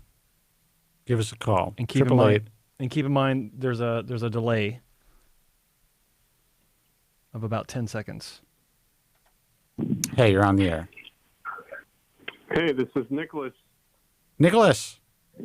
What up, man? Yes, sir. Turn the phone back on for you, man. What's up? You did. I'm surprised. Well, why not? I'm here, you know. What else do I got to do? Yes. I mean, yeah, I just thought I'd take advantage of your guys' ears and knowledge. I've called once a year ago. Okay. Where are you calling from? I'm calling from Quebec, and okay. I'm a 24-year-old guy who's about Norwood 3 to 4, which is pretty severe hair loss, you'd say. Although I have fine hair, but finasteride for the past almost 2 years has stabilized my loss, which means in the eyes of Dr. Wong, I would be a good candidate. Now, I know you preach waiting longer and more loss and being careful, and I've studied long and hard, and I've thought about my decisions, and I'm going on the table in about 2 weeks. Yeah. Okay. Well, listen, if Dr. Wong thinks that you are make a good candidate for hair transplant, and you're confident and you understand the entire scope and possible pitfalls of the surgery, then you seem to be a good candidate. Yes. One fear I have in mind, though, is that finasteride would start declining efficacy over the long term, but I think that's safe to assume. It can.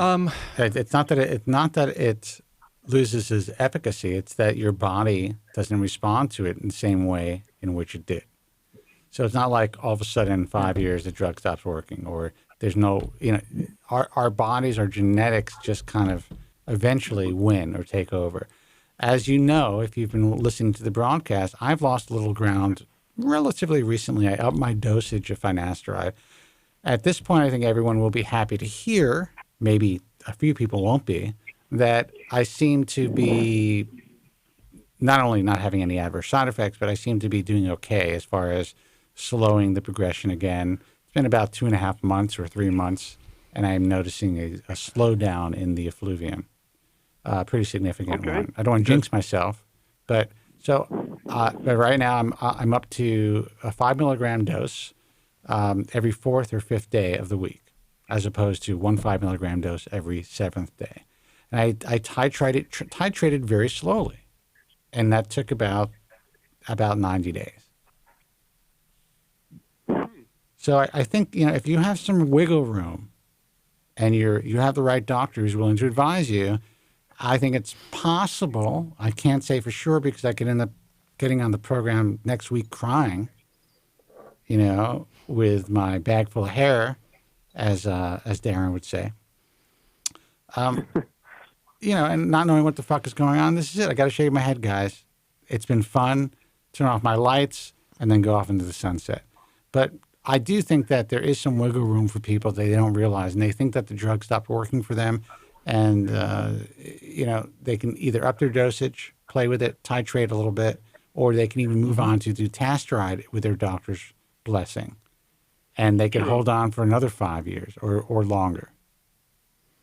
Fair enough. Yeah. And I think Dr. Wong will take that into account. Like, you're young, and he's not going to give you a really low hairline, and be super aggressive with you. So even if it doesn't maintain, even if you do start to lose some ground in a few years, and you lose behind it, you're not going to look like a circus act. You're not going to look weird because of it. And that's the beauty of how he approaches cases like yours. So, tell us a little bit about the assessment. What do you number of grafts? What type of procedure? What's the goal? And first of all, dude, you are breathing so heavy into your phone. Are you okay? Oh yeah, sorry. I guess my mouth was close to the mic. I just want to make sure that you actually are a physical candidate for this fucking surgery, because it's a burden. Exactly. It's a burden on your body. So I'm young. I'm fit. I have no medical history. So I don't think. Sorry, my mouth was just really close. I wanted you guys to hear me fine. No, it's fine. Now I have a question, because the other caller said he had problems hearing us. Are you able to hear us? Okay. Yeah. Okay. Joe and Spencer sound fine. Yep. Okay, so it's definitely this other guy's phone, because it always sounds like he's underwater. It kind of does, yeah. And I'm not bitter about the Mr. Rogers thing. I promise you. I'm just saying.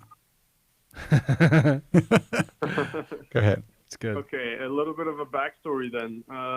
So I know that Joe preaches doing in live person evaluations as far as hair loss and what doctors would when recommend possible for procedures and number of grafts. Right. So I did a first Skype call with Dr. Wong because I thought that saving up for a while was the best decision instead of getting butchered in Turkey or something, or like flipping a coin. And so basically I went and got my first call with him. He said I would be a good candidate, and then ballparked 3,000 grafts. So then I went to see an in-person in Ottawa, Dr. Rahal, which is also on your website, by the way, for I'm getting a blank. IHRS?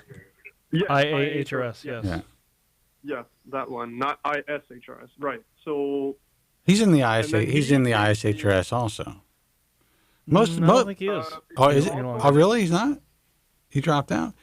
I would say the vast majority of people who are in the IHRS are also part of the ISHRS, because that is the main, or at least it was, the main educational organization in the field. Now things are kind of shifting now, but that was really where, if you were a hair transplant surgeon, everyone belonged to the ISHRS. But there's been a lot of it's just that your group is more, I guess, selective. Well, that's the thing. We created the first selection process where doctors had to have a minimum caseload of 500 cases to apply to the organization. Once that was the case, at the time we started with doctors who were doing pure follicular unit transplantation with the use of microscopes. As things evolved, there was some other criteria. But yeah, we have limited it to who we believe patients have the best possible chance of having a good result with.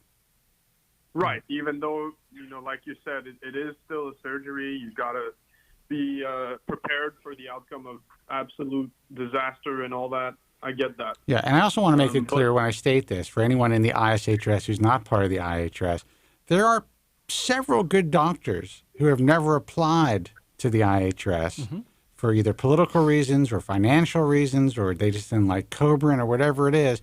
Doesn't mean they're bad doctors. It just means they didn't apply, and that's it. But the majority of guys, I'm going to be completely candid, who are not part of what we do, probably aren't that great. Just saying. There are great doctors who are not part. There are great doctors who are not part of what we do, but sadly, I'd say in general, the majority of doctors out there who are doing the surgery suck. How's that? For being more clear. I think that's fair enough. Yeah. I think that the clinic, as far as Joe's evidence, as far as the website itself, as far as quality of the pictures and testimonials and many, many, many other sources, can vouch for the fact that most, if not all, of the clinics that are available on IHRS, which I've visited, which weren't too far away, are pretty, doing remarkable work. Well, they're definitely doing some of the best work that's available, and they're doing it to state-of-the-art standards. And if you look at Joe, who actually has his camera really close to his head today, that's a fucking hair transplant, man. I mean, that is an amazing result after 37 tries. Let me 37 attempts. I'll just get close here. I mean, this guy was not. That's repair surgery, and this guy is a Norwood 7. Yeah, that is impressive. Yeah. Yeah. I mean, it is part of the reason why I chose this specific doctor, and I chose to save up, and be financially stable to absorb the cost of it. So, yeah. So I pulled the trigger, and after contemplating it for the past 3 years and just being in denial of like my dick going limp and all that, and just taking the plunge and actually, taking action for finasteride, contacting, getting assessed in person, with Dr. Rahal, who gave me essentially the same diagnostic of Dr. Wong, which I was surprised about. But, they measured my head. They looked at the graft density. I have fine to medium, I guess you could say, hair density, which is very similar to Joe's, except mine is more brown. What else? You mean not brown and gray? Like mine. Right. Yeah. So it's not you're not more brown, you're just less gray.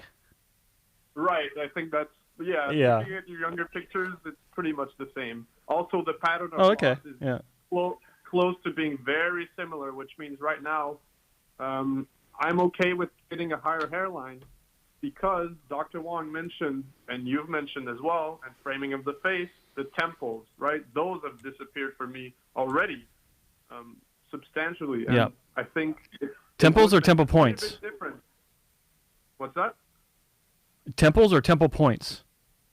Oh, temple points. Sorry, yeah, temple points. Okay. The ones closer to the ear. Yeah.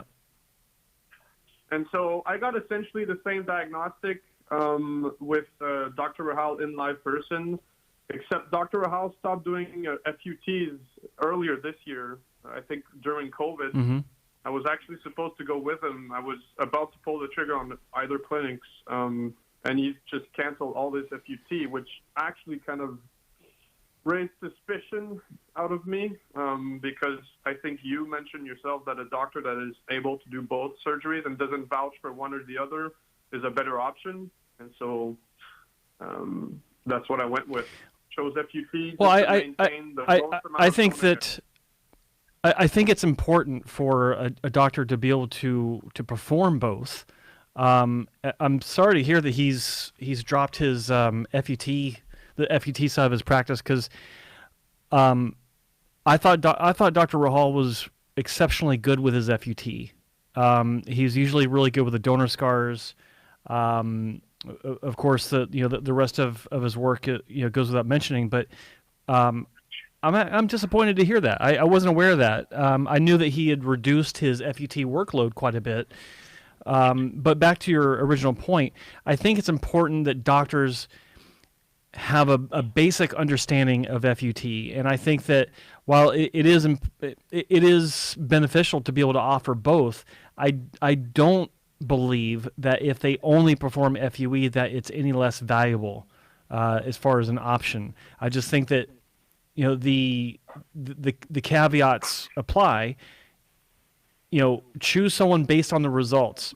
Choose someone based on the consistency and what you see with your own eyes, as opposed to what you're being told. Because far too many times, a doctor or their consultant will tell you one thing, but it's not represented in the work that they do. So right. I just felt like that needed to be clarified. But I'm also surprised about the lack of FET from Dr. Rahal now. Okay, interesting. Yeah, I was also surprised to get that phone call because I was basically narrowing it down to like finding a date and like doing the prepayments, deposits, everything like that. And then out of the blue, earlier this year, COVID and all that, they just canceled it. Yeah, and the reason was that he wasn't doing FUT patients anymore and only doing FUE, which I mean, I'm doing FUT for many reasons. One of them is financial. The other one is donor reserves, essentially, because I followed your story to the book, and I'm trying to not replicate, but minimize damage if possible. No, I am wondering if it really just has to do with the percentage of patients who are signing up for FUT versus FUE, and if they think, yeah, possibly that, Spencer. You're onto something. I think the lady on the phone told me it was like only 15% of his practice was FUT or something. I don't know the numbers exactly, but you're right. It is. I think it's about that. Yeah. So it's possible that they wanted to. They're changing the infrastructure, and part of that is, and which I don't understand because I know that there are technicians involved in the entire FUE procedure as well. So these technicians should be skilled in slivering and the separation of grafts under a microscope and implanting. And I kind of think it's unfortunate that the option isn't there. And what happens if someone gets in the chair and they realize, wait a second, these grafts are really difficult to remove. We should probably switch this guy over to FUT because he's going to end up getting a better result. Not having that opportunity to do that or the right staff to do that, I think limits the practice and it limits the options for the patient. And I think that, the idea that they're just not offering it, it doesn't make sense to me except for maybe because of, I don't know, their outlook on how they want to conduct their business. Because even if it's 15%, hell, even if it's 5%, they still have the infrastructure there. They still have the microscopes.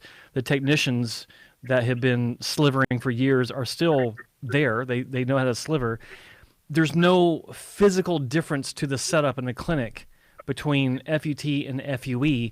It's simply deciding not to do it anymore. And, who knows why? But I can say, in general, I've seen a disturbing trend of good FUT doctors purposely reducing their FUT workload because they're less involved with FUE. More FUE procedures can be performed and at a higher price point. So it comes down to dollars and cents. Yeah, it really does. It really comes down to supply and demand, dollars and cents. They feel that. Yes, that was the back of my head in terms of what made sense. I don't blame them if that's the business model. COVID, everything probably reduced volume. But yeah, that totally makes sense. I'm just bummed out because I chose two clinics that you recommended in Canada. The latter, which was Rahal, would have saved me a trip to Vancouver in flight. That's the main reason. Yeah. Or the main. Yeah, Vancouver's a nice place to visit, though. So. But how much visiting do you do with the bandage on your head and the peanut head? Listen, if you were in Turkey, you'd be doing a lot of visiting. You got to see those airports, man, or at least prior to COVID. Dude, I remember a patient flying in from Italy, having surgery, and then that night going to a bar and picking up a girl, took her back to his hotel room. And that person was Joe Tillman. I'm not from Italy. I just made her think I was. That was so bad. That was so bad. All right, dude. Listen, we're gonna go. We because we started late. I'm gonna take one more call, Joe. Deal with it. Yeah. Okay. Are you all right with that? All right, boys. Well, thank you for the advice. Good luck, man. Please. I've followed you. Yeah, I'm just at that point where I wanted to be off. Every time I look in the mirror in the morning, or every time I go out and I go to work, professionally, friends, just not what people think about me, what I see in the mirror. I just want to be pleased. That's really, I just want my wish, right? My wish is to just stop letting it bother me, essentially, this hair loss thing. And yeah. I get it, man. That's why I walk around the house naked, because I need that. Just Thank you. that was Please, bad. That caller, was a bad joke. please hang up so he'll stop talking. Take it easy, dude. Thanks for calling. Good luck. Keep us Bye-bye. updated. God bless. Take care. Good luck. So Darren Green's he's priceless, man. You're too high definition, warts and all, and I'm running a fucking cheap Vegas show here. The red glow. The only thing wrong with that is I see is I don't have warts. No, you just have an all, whatever that means. An aura. Jesus, people are fucking brutal, man. Let's take one more call. Hey, you're on the air. Who's this and where are you calling from? Hi, this is Mike from Philly. Mike from Philly. How are you, man? Mike from Philly. It's nice to see you guys on again. I don't know how recently you've been streaming, but I just noticed the notification on my phone and figured I'd give you guys a call. We've been streaming every week, man. You've missed it. Where you been, really? man? I gotta check. I gotta check my little bell thing on there. Yeah, Joe's got a red glow going. That's good. Good for you, Joe. There we go. Make Darren think. So I want to make this quick. I want to give a little advice. I'm a fairly young guy. I'm 31. I've been dealing with this shit since I was 21. I've done it all. Propecia, finasteride, RU5841, CB, derma rolling, all that bullshit. All I want to say is if you think you're losing ground on finasteride or you notice you're starting to lose ground on finasteride, get the fuck on dutasteride tomorrow. Get on dutasteride tomorrow. It has changed my life. Really? I've been on it for 3 years.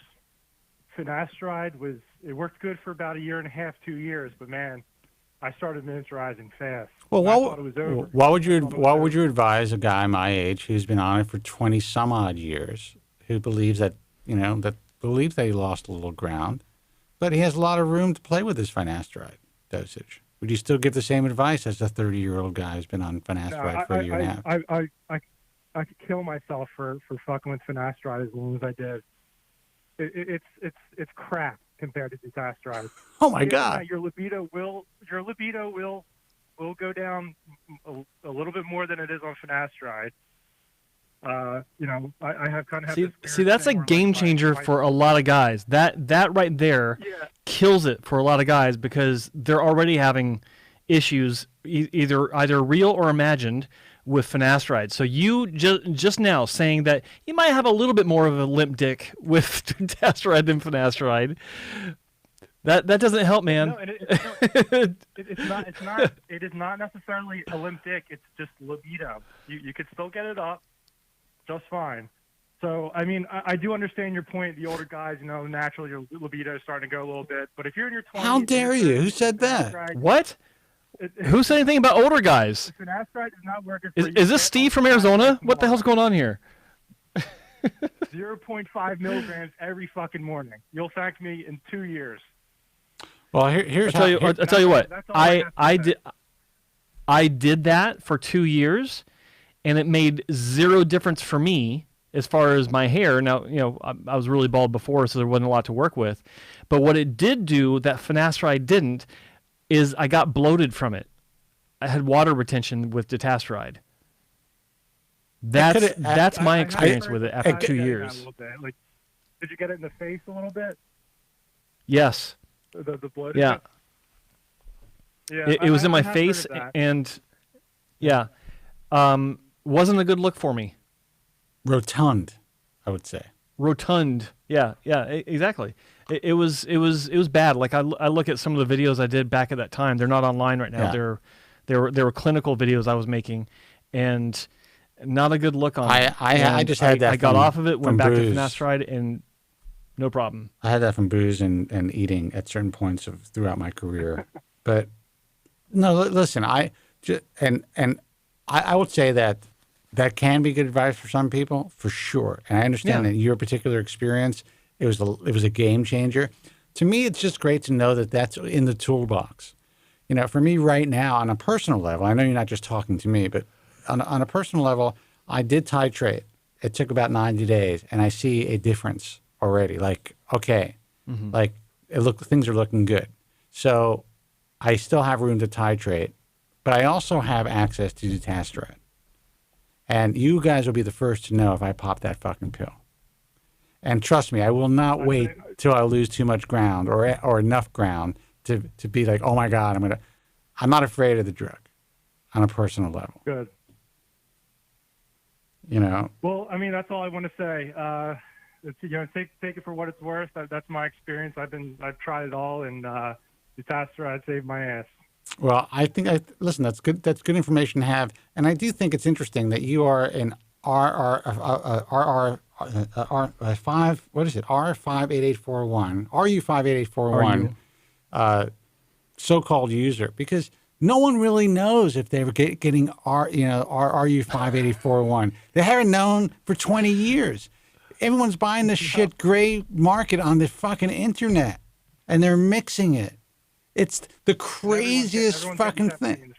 Dude, it is the craziest fucking thing. When I see all the gray market shit that goes on, guys are willing to experiment gray market with suppliers that they have no idea who the supplier is. And one guy gets a decent rep as a decent supplier based on a lot of foreign bullshit. Everyone buys his shit, makes this guy rich. And then in the end, it doesn't work for anybody. It doesn't work. It doesn't work. Listen, your time, $140 for 2 grams. It's bullshit. How are they able to compound How much? this? Or maybe it's five. It's either 5 grams is like $120 or something. It's expensive shit. I mean, it's pretty expensive depending if you're using 100 milligrams a day. The pharmaceutical company Rousseau in France made a decision based on whether it's economics or whatever that decision was 20 years ago not to move forward with a drug that supposedly was as beneficial, if not more so, than finasteride, which was the only game in town. And then all of a sudden, chemists are coming out of the woodwork, selling shit out of their fucking basement, telling you how to mix them with all types of fucking instructions written on fucking mimeograph. You don't even know what mimeographs are. Copier paper and little booklets. I mean, it's insane how fucking dumb people are. But you know what? Wild. God bless them. That's how people become, that's how people make a living in this country, I guess. So, listen, dude, I appreciate the advice. I take it from wherever it comes. Sure. I appreciate your guys' show, and I'm going to check to see what's going on with my notification thing so I can catch it more often. Yeah, dude, every week, every Friday. Now, Joe will be late, but we'll be on. See, he had to pull that one in. All right, dude, thanks a lot. All right. Thank you. And because of that, we're going to punish him with one more call later. All right, last call, guy. You are on the air. Who's this and where are you calling from? Hey, can you guys hear me? Yes, can you hear us? Yes, I can. How are you, Spencer? How are you, Joe? I've called before. Hey, man. Who's this? Can't complain. This is Al. This is Al from Houston. Al from Houston. You know what? Hey, Al. I just want to say something.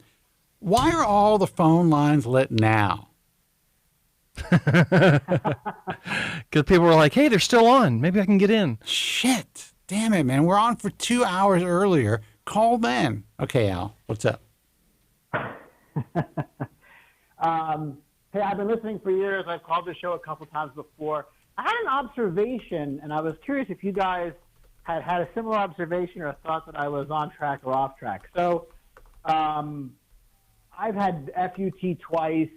I had a very good outcome. I'm not really here to talk about that, but just to sort of give you some context.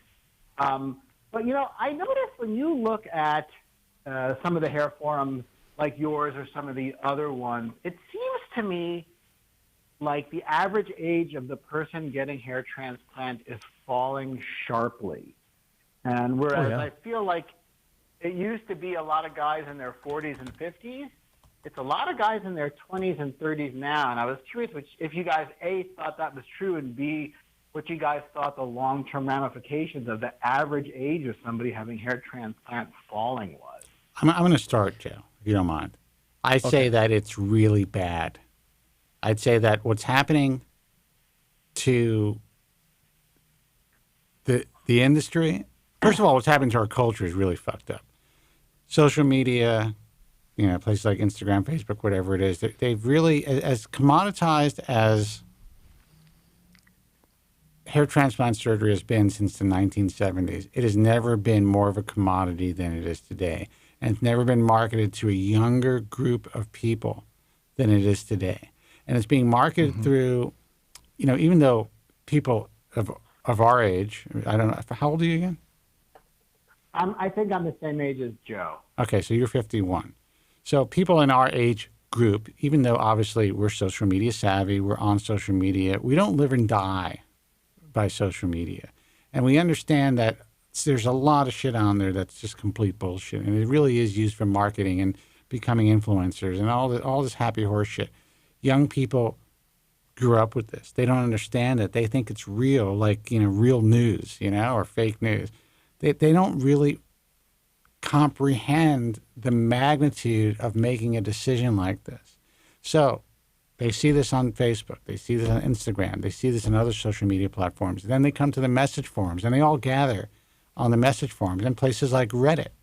And then they're talking about, living life as a younger person, how hair is important now, not when we're 50 years old. And don't listen to those old fuckers. They talk about being 50 like it'll never happen, like it's a million years away. Yeah, and don't listen to those fucking middle-aged freaks on the bald truth. My favorite response is, I want to get done now so I can enjoy it, because I know that when I turn 30, I won't care anymore. Yeah. Or 50 or whatever. It's or when people say, look, when I'm your age, I'm not going to care. That's not true. When you're my age, when life is a lot sweeter for most people, when you have some money in the bank and you've established yourself and, you are able to think about fun stuff like going away and going on trips. Well, not now during the pandemic, but not having to worry about what you have to worry about. You're still vital. You want to look good. You still want to fuck and have fun and go out and look good when you pass a mirror. And, so it really is, it's a sad misconception, and people are setting themselves up for, in many cases, a nightmare of an existence. So to answer your question, I feel like, go ahead. I was going to say, I feel like there's two sort of key issues that I noticed.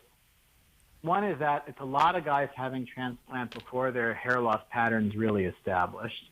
And the other thing is it's almost exclusively guys running off to Turkey. Like the highest risk patients are going to the highest risk place because it's cheap. They are, but they're also going, I would say staying in the States now is almost as risky as going to Turkey, because what's happening here in the U.S., what's happening just here in Los Angeles is essentially, are they hiring, 15-year-old girls or whatever, 18-year-old girls to perform all the surgery? No, but these plastic surgeons and cosmetic surgeons are buying these devices, these $100,000 devices, and they're putting it in the corner, and they are hiring per diem technicians to do all the surgery. Now, some of these technicians are good, some of them aren't that great, but no one knows what the fuck they're getting. So in my view, the only major difference is, okay, God forbid if someone crashes in a plastic surgeon's office, then at least they're going to know how to handle that, and they're going to call 911. Or if there is a complication, if someone stays local, at least they're going to be able to deal with those complications and have better follow-up than going to Turkey. But I would say that the black market here in the U.S., it's the market. The market, yes, you're right. The market here in the U.S. is not much different than what's happening in Turkey or in places like India. There's far fewer compared to the number of doctors claiming or hanging up a shingle and claiming to be a hair transplant specialist. There are far fewer now as far as a percentage of guys who know what the fuck they're doing than there were 20 years ago.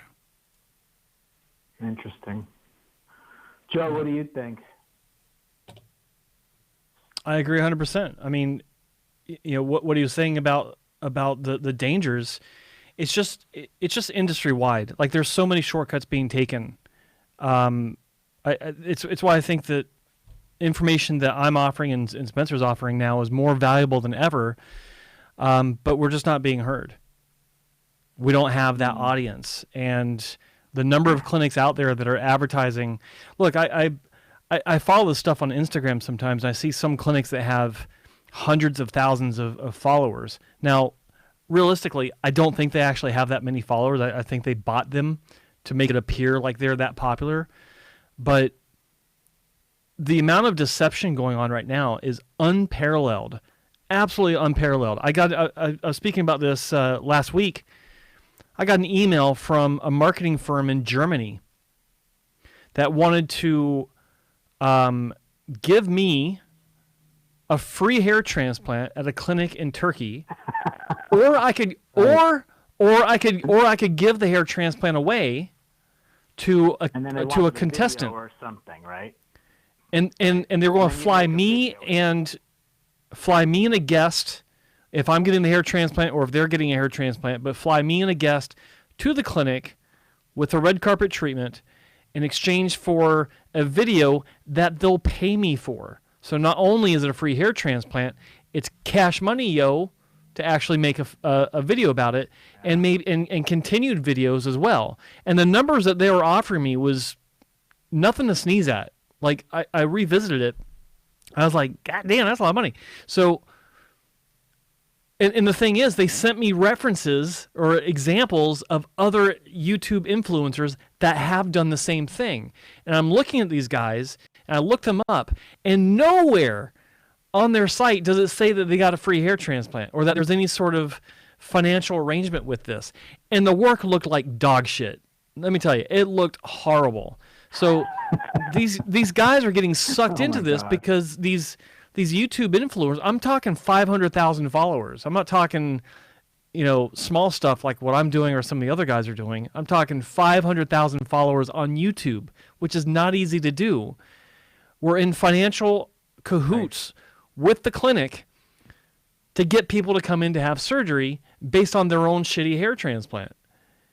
And it's working. I think young people are much more likely to be swayed by YouTube. I mean, of course. Maybe you could argue I waited too long. I had my hair transplants in my mid-40s when I was essentially a Norwood 6. I mean, I kind of, I rode it all the way to the bottom before I pulled the trigger.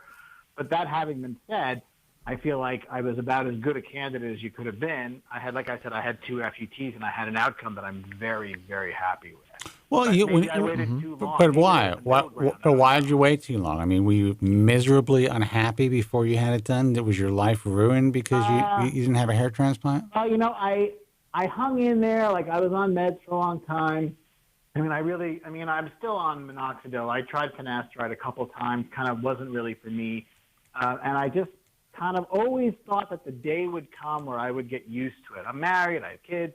And I just always thought, like, well, one day I will accept it. And then in my sort of mid-40s, I looked at my wife and I was like, I can't do this anymore. Like, I'm not going to ever get used to this. I'm not going to accept it. I want to get it fixed. And my wife was very supportive, and I did it. And that's the thing. You were married. You had children. You had a life. You were like, okay, these weren't.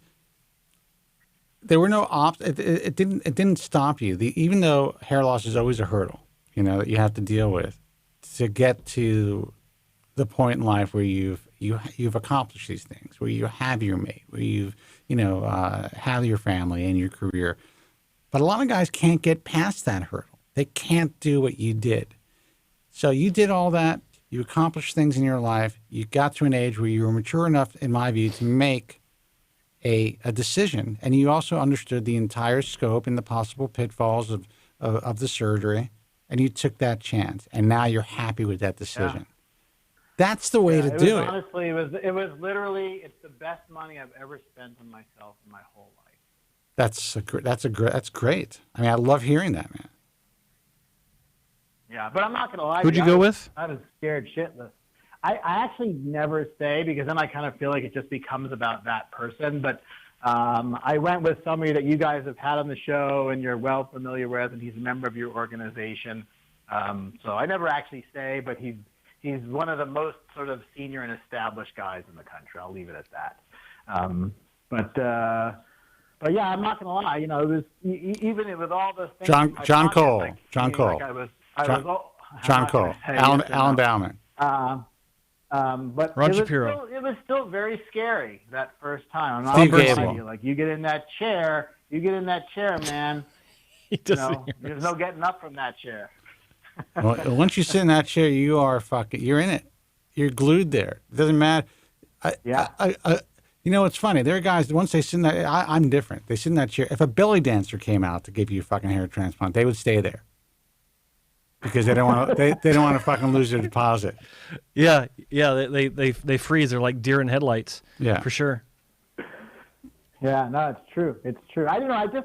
I worry about some of the younger guys that you see on Reddit or the boards. Like I worry that they're getting all this like dense graphs in the front, and they're going to lose all the hair behind in the next 10 years, even if they're on med. Right, and then they're going to look bizarre. It's nice that you're worrying about them, but you know what I've learned is.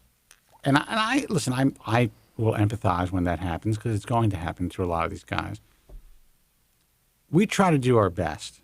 Now, I said something earlier, like why I kept things small over the years. There was a time from 1998 to about 2004 where the Ball Truth was really big on the radio. We were on national radio. It was like when I came here to Los Angeles, people actually knew me. They never saw my face. That's how big the show was. It was like this cult following. I made a decision once I got off the radio to kind of be like, well, I'll just do the show. I'll throw it out there once in a while. We'll do our thing. And then social media took off, and then all these guys latched onto this concept. Sadly, and normally I would say that's great. Someone else is taking over and I'll give them the baton. But that's not what happened. What happened is people were short-sighted, and they saw a fast way to make a quick buck, and that is build influence, and probably a big buck, and sell hair transplants, or open up their own stores or some shit just based on an experience that they had, because that's what our culture has turned into. Our culture has turned into there's no more authority. Authority doesn't mean anything. It's influence. It's number of followers, how much content you put out. It doesn't mean you're an authority in anything. It doesn't mean that you went to school for it or you were published or that you have worked in an industry. It's just you having the ability to make fucking videos and do it on a consistent basis and somehow pique people's interest. Yep. Now, on one end, as a capitalist, I'm like, wow, this is a fucking great system now. You don't have to do shit except work hard and you can make a living. But when it comes to surgeries, you're putting people's lives at risk. You're not selling makeup. I know one YouTuber in particular. I know one YouTuber in particular that regrets his arrangements that he had with a clinic, and no longer wants to be pushing, influencing people to go have hair transplants. Like it's just a scam. That's all it is. And I hate to say that because I do think that there are a few guys who've become influencers that they initially did it for the right reasons. But once they recognize and they're being reached out to by these companies who are willing to pay them for really just because they're developing a nice or well-trafficked YouTube channel, things change, man. Things change. It's true. It's true. And again, I imagine once you take that first dollar from a clinic, it's very easy to take the second dollar. Look, I've taken a lot of dollars, but what I haven't taken is, and I talk about this. But you're disclosing it. Well, but I also talk about this consistently, and sometimes I regret it because I realize now, like, why did it wouldn't have hurt anybody, and now these things are really out there for public consumption. But many years ago, about 15 years ago, I was offered a tremendous amount of money annually just to provide a laser device with the American Hair Loss Association seal. It was $500,000 just for the rights. And I'm like, can't do it, Sally. Can't fucking do it. And I think to myself now, in retrospect, like, really, people were buying that shit anyway. And I just felt like there wasn't enough evidence. Now I'm seeing, okay, people are getting some results from it, whatever it is. I still just didn't want to connect myself. And I don't really regret it because I don't think that I think the potential downside would have been a lot greater than how much would I have made by now? $6 or $7 million, more than that, for doing nothing.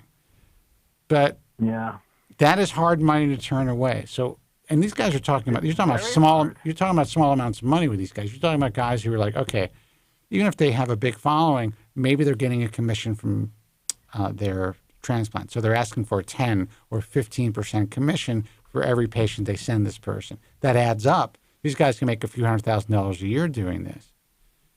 But it is really disingenuous. It's like, Jesus Christ. I mean, why don't you just tell these people this is what you're doing? Hey, look, I recommend this doctor. I went to him. And for every person that says you found this doctor through my YouTube channel, I get 10% of that surgery, which helps me do what I'm doing and live my life.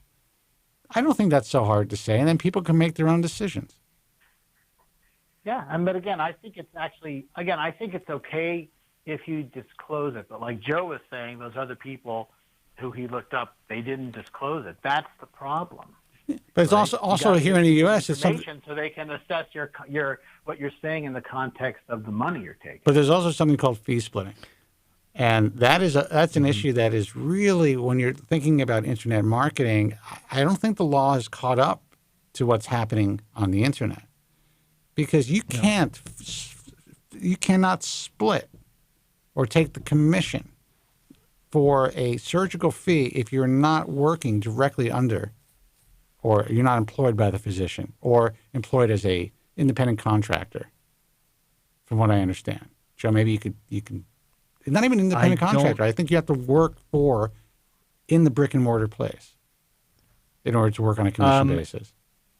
In Canada, officially, you can't even do that. Yeah. Fee splitting in general just is not allowed. I'm going to look that shit up right now. But it happens. Yeah, I don't know the current status of that, but I do know that was potentially an issue for clinics at least up until a few years ago. Now, in the States, I imagine it's different on a state-by-state basis, so I don't know how to apply that. But in general, it's definitely frowned upon, for sure. But to the caller's point about the disclosing of financial arrangements, the problem is that a lot of people don't even give a shit.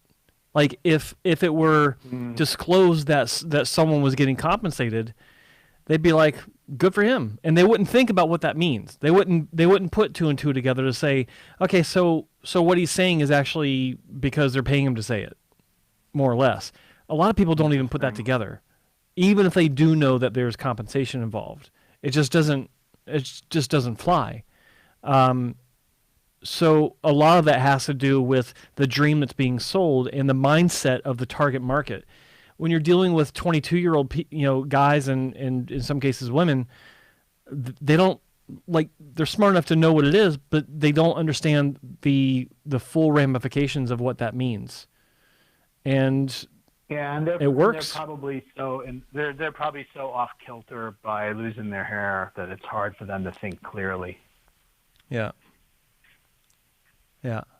Okay, yeah. So, I mean, it's funny because they talk about, the AMA and also on Wikipedia about fee splitting and the ethical issues and ramifications, and that in most places of the world it's considered unacceptable. But is it illegal? Well, it really depends on the state medical board and if the state's attorney or whomever decides to actually go after someone.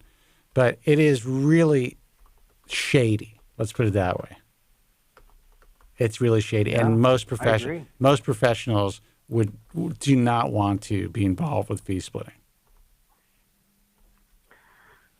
So, well, it'll be interesting to see what happens to these young guys in 10, 15 years.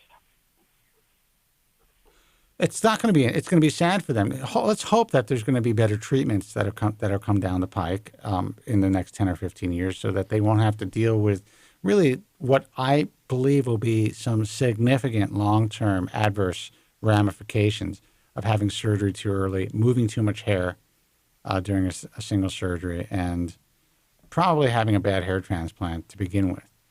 It's bad. I mean, you go on Reddit and stuff, the shit that I see, it's just, I can't even spend my time reading it because it's so painful to read. And just you know how young people are. We were the same way. Just our belief that we knew it all. when we didn't know fucking shit. Like I used to, when my father would say to me, "You don't know shit," all the time, and I'd be like, "Well, I think I'm going to do this and that." And I did okay in business, and some of it was luck. So I was able to prove him wrong. But for the most part in life, I did not know shit. He was absolutely right, and it took a lot of mistakes and a lot of just a lot of years to gain the wisdom that these kids just don't have. And it's kind of sad in society how older people are like. And again, I hope they do okay in the long run, but I worry when I see these guys getting 3,000 grafts in their hairline. You know what I'm saying? And there's nothing behind it. Well, that's what's going to happen to a lot of these guys. Yeah. So it is what it is. Let's hope some of them listen to the program or find the program. Here's what normally happens: they get fucked up, and people are like, "You should check out the Bald Truth." And then it's already too late. Yeah. They'll never be what they could have been. They fucked that up. All right, man. Listen, thank you so much for the call. Joe looks like he's about to just shut down, man.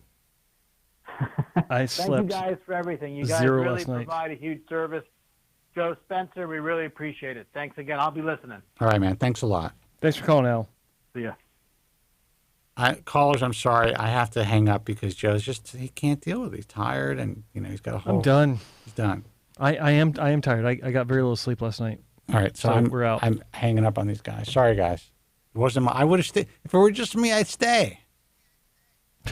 But, it's Joe's channel. I don't want to fuck it up for Joe, He switches the camera to me and he's like, yes. I get to go have a steak. Oh, man. Thanks a lot, Darren.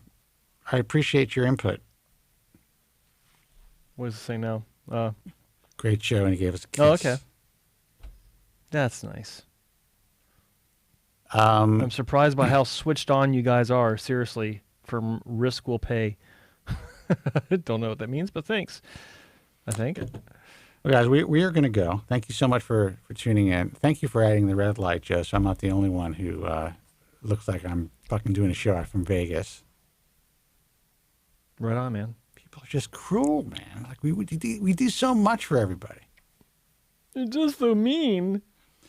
All right, guys. Websites, hairtransplantmentor.com. Excuse me. Almost choked on my spit. That's Joe Tillman's personal website. Learn everything about Joe, why he's sitting in the seat that he's sitting in, why he is known as the original hair transplant mentor. Because he was really fucked up. He had a lot of problems. He dealt with a lot. And now he's fine. He's all fixed up. Thank God. And he understands the industry. Well, all right. Your hair looks good. No. How's that? Thank you. Okay, there you go. There you go. And it's also youtube.com/hair transplant mentor to watch this live broadcast, to check out Joe's informational, what do you call them? I know they're videos, but what do you call them? Your class, your hair transplant classes. Hair transplant class, yes. Yeah. So you can check that out at youtube.com/hair transplant mentor. Subscribe, ring the bell. I'm going to kind of have Joe, or let Joe, or ask Joe, I should say, to upload more of my interview with Dave Asprey on his channel. Yep. I just don't feel like dealing with my own shit. It's kind of like, I'll do it. Whoever wants to use it can use it. That's how I feel about it. And maybe I'll start getting paid for this shit, because it's like Darren Green was saying, can use what you pay me to pay for Morty's hair transplant. I'm like, what did I miss out on? Yeah. Who's paying me shit? Yeah, Joe's not getting paid. Not this guy. Joe, it's a privilege for Joe to be on the show.